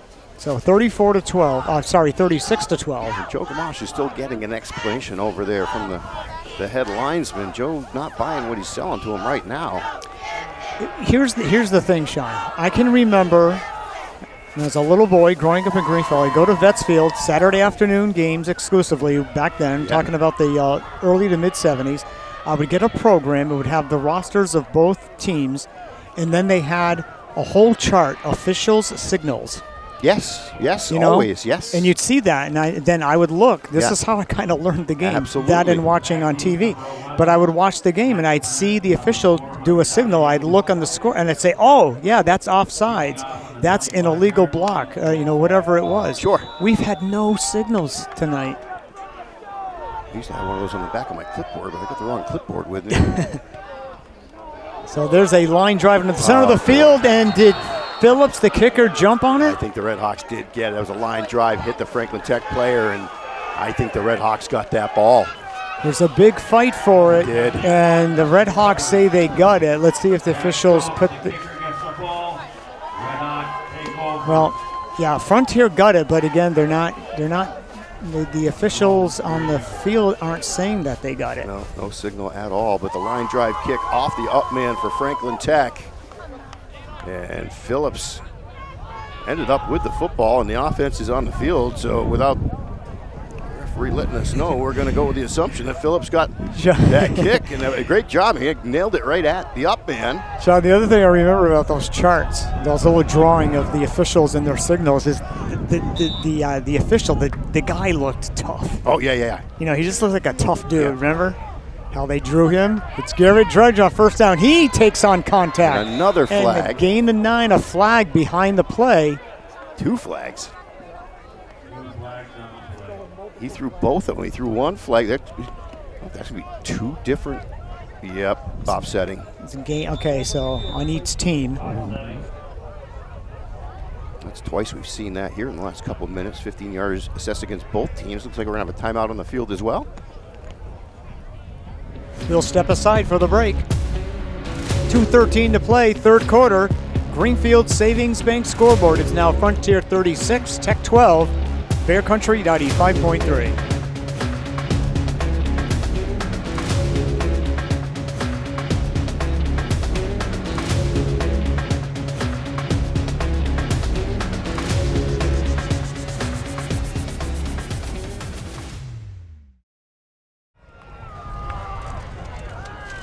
Frontier will come right to the line of scrimmage out of the timeout. And after the offsetting penalties, we're right back where we were before. First down and 10 from their own 40-yard line. And they are leading big. Brady Pareda up the middle, slips through, And he brings the ball up to the 44-yard line. We'll give him 4. It'll be 2nd down and 6 coming up. Down to 2 minutes to play here in the 3rd. 133 yards on the ground for Brady. 150 for Garrett Dredge. Jackson Spearance comes off. I believe at some point Scott Dredge is going to mix in some of his guys that haven't played yet tonight. Maybe not just yet. Up the middle, nearly losing the football, was the running back there. Who was that? That was Ted. Yeah, it was Merrill. Nearly lost it. Brings it for a gain up to about the 48. 2 yards shy of a first down. It'll be 3rd down and 2. Yeah, took a pretty good shot at the end of that play. Nice job holding on to that football. Bring up the 3rd and short here for the Hawks. Number 99, Julian Adams in for Frontier. He's one of the coaches. They bring in Julian Adams in at fullback. Double wing. Connor James, long snap count. They go to Pareda, and he loses the football, but it's picked up by one of his teammates. They get the first down anyway. Are you kidding me? Yeah, wow. Unforced error by Pareda. He just kind of No, lost. Tech came up with it. I thought the Hawks got it, but that was a Franklin Tech player that came out of the pile. Kuchar. Carson Kuchar. I thought for sure the Hawks had hopped on that thing. So a big break there for Franklin Tech. Again, an unforced error by Pareda. Just kind of lost the handle as he was running. Okay, 51 seconds left, 3rd quarter. Frontier 36, Tech 12.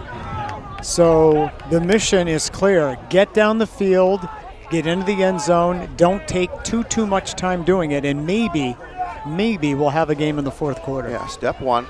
Yep, that was to get the ball back, not give up another score. Tech did that. Now step 2, yeah, you got to find the end zone here. It's a 24-point game right now, so do the math. That's 3 touchdowns, 3 2-point conversions. So the hill they're climbing is quite steep, but let's see if they can make a run at it. Whitman on 1st down. And a short gain up to around the 45-yard line. 2nd down and long coming up. 5th carry for Whitman. I'm going to mark him up there a little bit. Give him a gain of about 4 yards. So not big numbers out of the backfield. 30 yards now for Whitman. Max Burnett has 9 carries, but only 32 yards. And Saboleski, 5 carries for 20. A lot of success last week, week 1 against McCann, and not so much against this Redhawk defense this week. Yeah, you're right. Not so much there.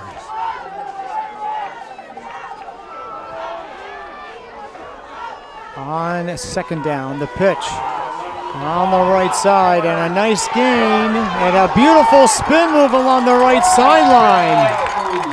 Burnett, 1st down, no flags on the play. Yeah, I've been waiting for him to bust one. And right there from the 45-yard line, and then he got to the outside. Beautiful spin move around the 40. Let's see where they end up marking him here. That'll end the quarter. We'll see where they spot the ball, but we'll take a break. End of 3 here in Turner's Falls on the Greenfield Savings Bank scoreboard. It's the Frontier Redhawks 36, the Franklin Tech Eagles 12. We're back after this. Bear Country 95.3.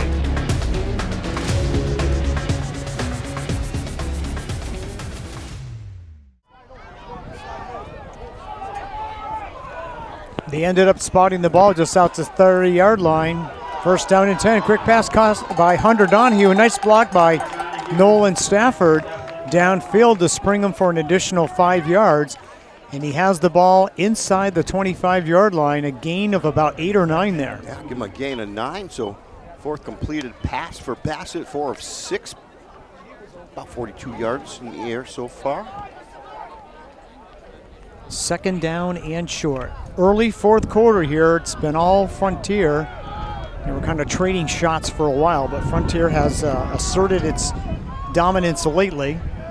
Tech trying to get back in right now. Inside give. Jack Phillips on the tackle after a 1st down carry there. Nathan Saboleski. No, who's that? Is that Whitman? It was Saboleski. It was Nathan, yep. Ball fake there by the quarterback, fakes the handoff, and then just kind of puts the ball down by his side there before he ends up handing it off to Nate. They are officially in the red zone. So the red zone channel has just picked this up. Yeah. They need to get in here.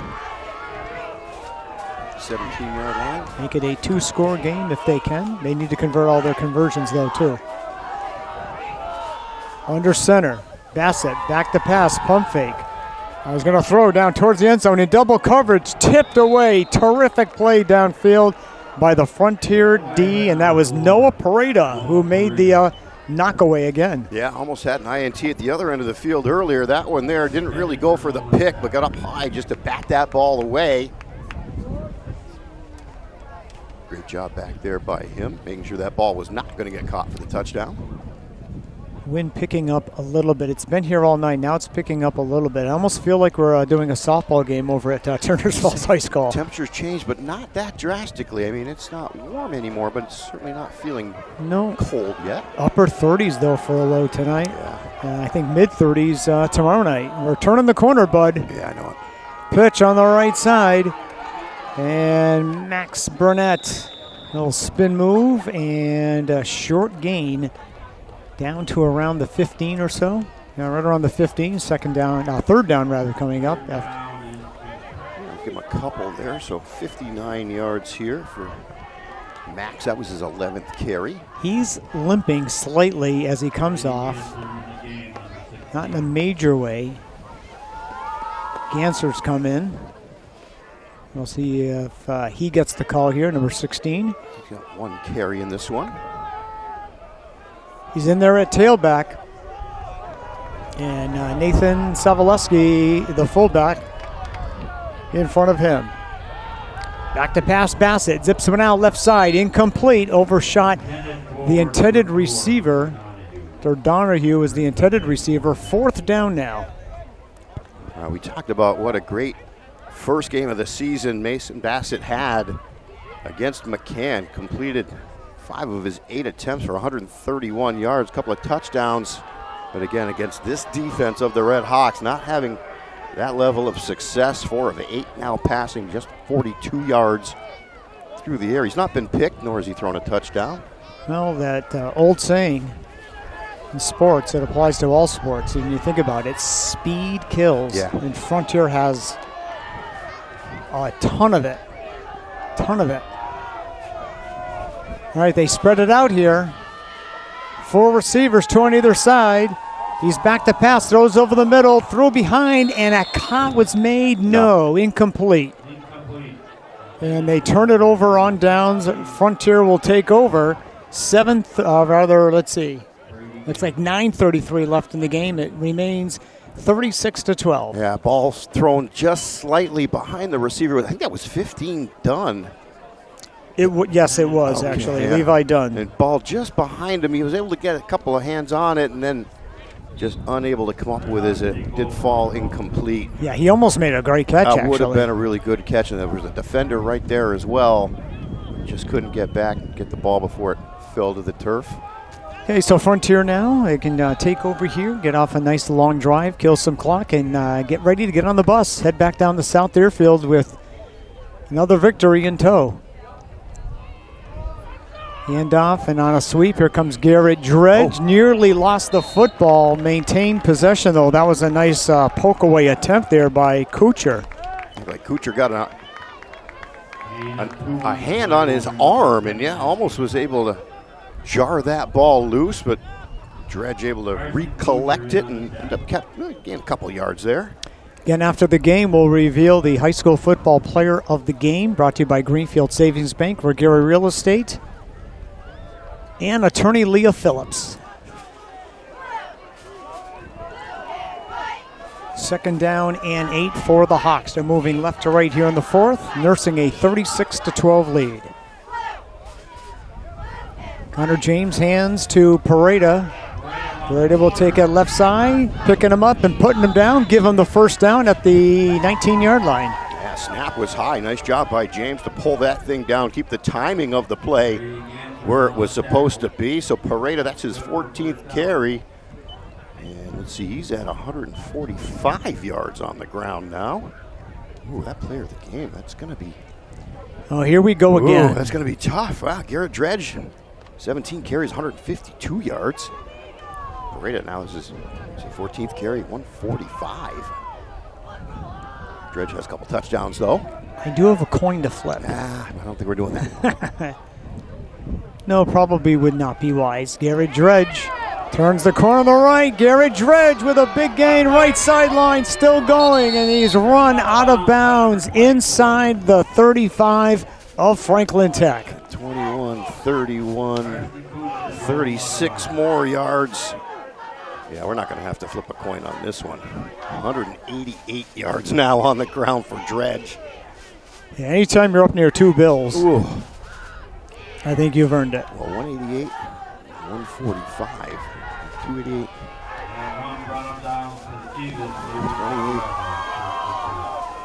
28, 333 between the two of them. That's not counting Merrill's 40 yards. 35-yard line of Tech, first down and 10. And they're going to go to Merrill and Jacoby with just a short gain that time. The timing was off a little bit because slightly fumbling the snap was the quarterback, James, and that kind of threw the timing off. So, yeah, Jacoby Merrill only about a half yard there, second down and long. Yeah, 378 yards they had against the Bears there in week 1. Yeah, so they've blown by that, right? Absolutely. Well, they're going to be close to 350 with just the 2 Dredge and Pareda. Oh. They're going to lose some yards there, but they're not. Getting back to the line of scrimmage was the ball carrier there. That was Brady Pareda. It'll be third down, and we'll call it 10. No loss. Yeah, I guess so. Oh, like they might. Yeah. Well, that's not where he originally started to put it, and then he marked it back a little bit. So I guess we'll see. He lost a yard there, but 15th carry, 144 yards for Pareda. And Hawks doing exactly what they want to do here, keeping the ball on the ground. Clock down to 6:41 to play. they will go to 2-0 on the year, and Franklin Tech will fall to 1-1. Ball is on the 36-yard line, third down and long. It's Pareda, and they attack and get him down after a short gain, if anything. So nice job defensively. Brings out fourth down and long. Obviously, Frontier will run the play here, try to keep possession of the game, of the ball. They're in possession of the game for sure. With 6 minutes to play, they lead 36-12. Yeah, might as well if you turn it over on downs. It's still pretty deep in Franklin Tech territory. Ball at the Tech 36 right now. Got to get down to the 15 for the first down here. Actually with the 25. 4th and 11 from the 36. And it's Dredge, and he is brought down for a loss. Great surge by the Tech D. Brings him down for a loss all the way back to the 40-yard line. And it'll be 1st and 10 going the other way. Again, good for Franklin Tech to get that stop, but now you really got to move it. 6:44 to play. As you sit down by 3 scores and the 3 two-point conversions. And not really moving the ball an awful lot here tonight. Max Burnett leads the way with 59 yards on the ground. Whitman's got 30, Savaleski's got 25, 42 through the air for Bassett. Really haven't gotten that big play really since the opening kick that Burnett took all the way down to the 1-yard line. No, they have been contained. Yep. And that's not easy to do. We talk about the speed of Frontier offensively, but many of the same athletes, they're just so darn fast, Sean. And we know that this Tech team is fast, but yeah. Nice first down carry. Maxon Burnett brings it up to around the, let's see where they can find him down, 44-yard line. Give him a gain of about 4 there. 2nd down and 6. We're down to 5:25 to play in this one. A little roughed up there at the end of that as well.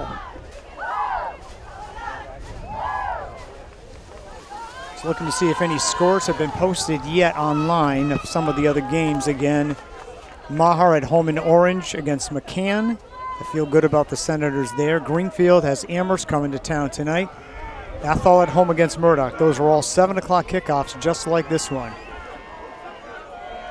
Second down and 6 from the 44. Back to pass, Bassett throwing over the middle, in and out of the hands of the intended receiver, Levi Dunn. It'll be third down and 6. Yeah, he had thrown the ball behind Dunn on the last try, and he tried to catch him. Would have been a really good catch that time. Dunn, I think, was looking upfield to see where he could go after he made the catch before he had secured that ball. A very catchable ball there. The lefty quarterback delivered, just not caught there. Nathan Sobolewski's holding his left arm. That looks like, I'm not sure if he has an upper body injury. He's not out there now. He is a good football player. Absolutely tough kid, too. But he was holding his left arm kind of in a strange way. Maybe I'm seeing something that's not actually there. It looks okay right now. He's on the sideline here. Third and 6 from the 44. Bassett pitches right side. And maybe only a gain of 1 that time by Burnett. Max way up, we'll give him a yard. Fourth down, Eagles will go, obviously. Yeah, really got to get a conversion here on 4th and 6. Yeah, trailing by 24, 4:30 to play. Our post-game show coming up, and then Country Nights Live with Bev Rainey. Again, tomorrow morning, Bear Swaps with Hannah. That'll go from 8 to 10, and then you're going to hear me again tomorrow for the checkered flag, the Monadnock Speedway checkered flag report from 10 to 11. That season's going to be winding down here too, isn't it? Next week is our final show. Yep. So I'll be joined, as always, by Randy Wheelock and Ella the Fierce Grabowski. Trips to the near side left, back to pass, and now taking off and then throwing at the last minute. Caught by Donahue. He's got the first down and more down to the 35-yard line. He waited as long as he could, Sean. That's composure right there, bud. Yeah, and again, the way he just kind of flicked it out there at the last second as well, a 25-yard gainer. And now, unfortunately, a good 10 seconds after the play ended, flag on the field. So obviously, that is a personal foul. We'll see which way that. And we'll just see who committed the violation. Yeah, got a little chippier here in the second half. Only 1 penalty in the first half of this game. We've had a few. We've had a bunch of offsetting, but this one's going to be 1 15-yarder and is going to go against the Redhawks. So that'll take it from where the play ended, which was the 35 down to the 20. So they're back into the red zone, looking to get into the end zone at least one more time. If they are able to score, obviously they'll go for 2. Frontier's in control of this game, but Tech trying to have some positives to take into their rest of their weekend.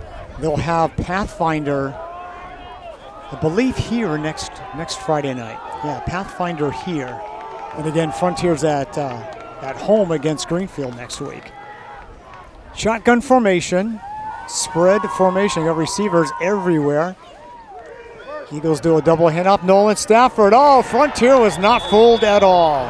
Ripped down for a big loss back to the 30-yard line. Loss of 10 on that one. Yeah, Stafford's going to lose 10 yards. I think that was Merrill that got him back there. It was. Yeah. They're going to mark him up a yard, so a loss of 9.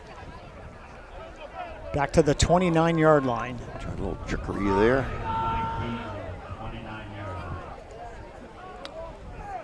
Well, this was a long time ago, Sean, but you and I went to Worcester for Super Bowls. That was back in Central Mass, Western Mass Super Bowls. Remember those back in the 90s? Absolutely. We went with Frontier a couple of years when they played the Clinton Gales they were on that so artificial turf, and those guys were all so fast. High pass airmailed over the head of Hunter Donahue on the left side, incomplete. A third down and 9. But yeah, remember we'd go down there, and the matchup was the big, strong farm kids from South Deerfield. Every one of those Clinton Gales was 5'6". Yeah, they were like 5'6". Every one of them. 135, the whole roster. And they were like water bugs. Oh, just every direction. Frontier did what they could, but they were not going to win those games. Ball going every which way quickly. The Clinton Gales. Yep. Green and gold. Kid over 6 feet tall. They were fast. No, and even the linemen were like they weren't even 165. right. Like their big guy maybe was like 175. That was like the big dude. Yeah. It was the darndest looking football team.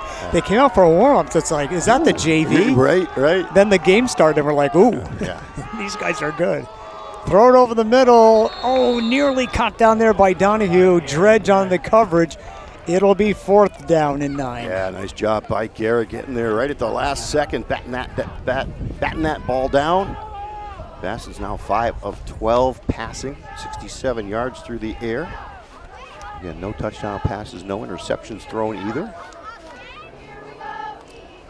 And I know what I can check, Sean, because there is some, before we leave the air, there are some really big baseball games going on. The Red Sox have they have the Guardians right on their tail now. Game and a half. And the Sox are trailing Tampa Bay 3-2 in the 5th. Let's see what Cleveland's doing. Got some races. It's tightened up. They lost 2 out of 3 to Oakland. That did not help. Back to pass. Bassett throwing down near the 10-yard line and tipped away. Great defense down there. Hunter and Pareda again. And again, what he did is he just played the ball. Didn't try to make a crazy interception play. Yeah, that's a situation where if he You just tried to come up with the catch, that ball you're might down have slipped inside by your him. own, And or even if you pick it off, you're down around your own 5-yard line. Yep. That was 4th down, so very smartly just poked it away. So now the Hawks will take over on their own 29-yard line, and we are now down to 2:18 to play, and the Hawks on their way to victory. Yep, just hang on to this ball. They should be able to run out the clock. Franklin Tech hasn't used a timeout here in the second half, but I'm not sure that they would. And off into the center of the line, and a flag comes in at the back end of the play. Short gain there. In Minneapolis, Cleveland 2, the Twins nothing in the 3rd. And again, the Sox trailing the Rays down at Steinbrenner Field in Tampa by 1, but they're only in the 5th, so we got a ways to go. Game and a half lead over the Guardians for that last wild card spot. Oh, my brother-in-law down on Long Island. The Mets were cruising for a while this summer, and then they hit the skids in September. They think that they've righted the ship, but now they're battling for their playoff lives. They lead the Nationals 8-6. Like I said, got some races in the grand old game. Postseason's right around the corner. And the handoff is going to go to Dredge, and Garrett takes it up to the 30-yard line, so that makes up for the penalty. And clock continues to go, down to 1:51 to play. Again, 36-12 is our score. Yeah, I can't imagine Joe using the timeouts here to try to get the ball back. Probably just going to let this thing play out. The Redhawks not going to be in any big hurry to snap this thing. They're going to let it play clock run right down. Just breaking the huddle now. 2nd down and 9 from the 30, taking all kinds of time.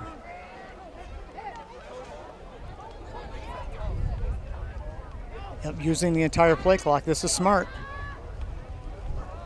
They go to the center of the line. Not a lot of room for Julian Adams to go. We'll say no gain, maybe even a loss. Yeah, it was definitely a loss. There's a couple there. And we're under a minute to play here. Again, our post-game show coming up, and that'll include the Player of the Game reveal. Player of the Game is brought to you by attorney Leah Phillips, Greenfield Savings Bank, and Regary Real Estate. Thank them for participating on our broadcasts this year. 3rd and 11. And again, they'll just keep it on the ground. Short gain up the middle.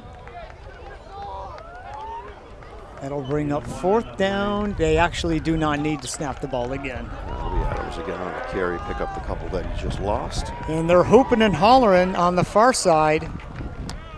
The Frontier Red Hawks turn in their 2nd consecutive dominant performance. Terrific start to the 2025 season for them.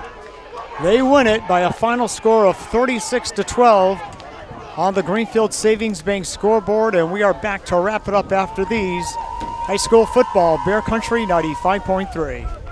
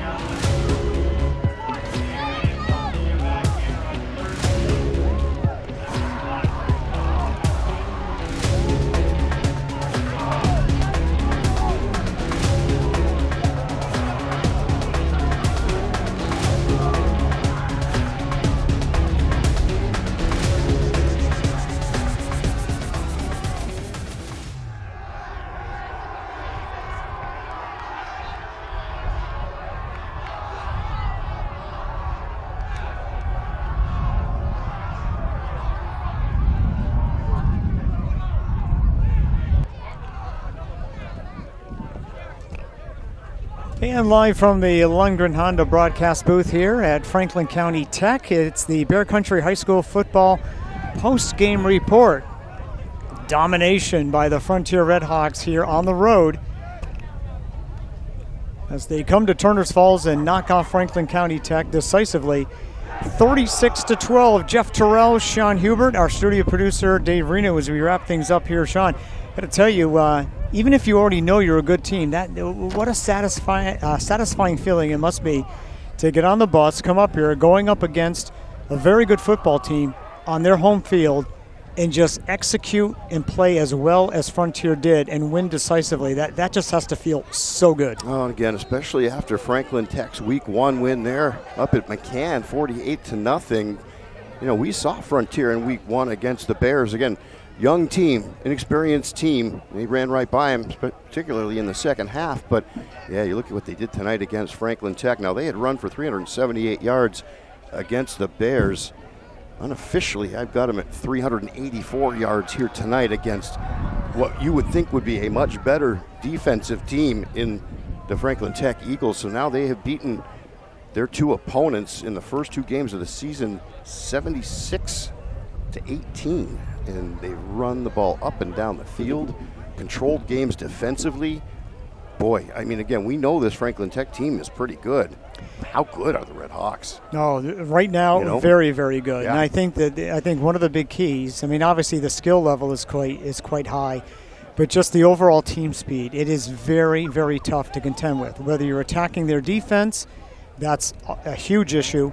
And obviously, when you're on defense trying to stop those fast running backs, it is really, really hard to deal with. So, yeah, they're going to be a tough nut to crack all season long. Franklin County Tech, I was very eager. I mean, a lot of the guys that got their name on the radio a lot tonight are guys that have gotten their name on the radio a lot over the last year or two or three.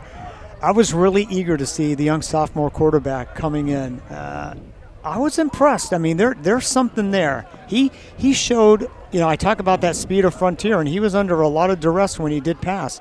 But I thought he showed some maturity, some composure. He's got some skills. He made some throws that were pretty good, and I think he definitely, the coaching staff here, they have something to work with young Mr. Bassett. Yeah, nice touch on a few of those passes, and yeah, again, he completed 5 of his 8 passes for 131 yards against McCann through 2 touchdowns and an interception. Here tonight, completes 5 of 13, and I do have to say a couple of those incompletions were catchable balls. There were a couple that just seemed that they were just flat out dropped. So, a couple of those could have been completed passes, but 67 yards through the air. He did not throw an interception, nor did he throw a touchdown here tonight. But yeah, certainly, again, big, strong arm quarterback with a nice touch on that ball as well. It was really the lack of Franklin Tech being able to get that running game going to open up that passing for Bassett. And again, the guys you just talked about that we've talked about, Max Burnett, big game last week for him. This week, 14 carries, just 55 yards. And I say just 55 yards, but that was really on the back of the defense for the Red Hawks. I mean, they just were able to contain him for the most part. Zavaleski, 6 carries, 25 yards. Whitman, 5 carries for 30. Ganser had a carry for 6. Stafford had a carry for 5. Hunter Donahue had it carrying just 1 yard. So it was really the inability of Franklin Tech to get that running game going, to try to open up the passing game a little bit more for Bassett. But again, we know this is going to be a successful Franklin Tech team. But when we look at what Frontier has done, we've seen both of their games. I feel like right now, at least, the sky is the limit for this team. Absolutely. Both teams have one more independent game remaining. Franklin Tech is back home next Friday night, the 26th. They'll be hosting Pathfinder, so the Pioneers will come to town. And for the Frontier Redhawks, they'll be hosting Greenfield. That's our next broadcast. Yeah, we'll have to see how Greenfield ends up doing tonight. And again, we'll check the status of their quarterback and see if Arsenal, pretty sure he was going to miss one game, but potentially could miss more, and that certainly would hurt them an awful lot. He looked pretty good back there again.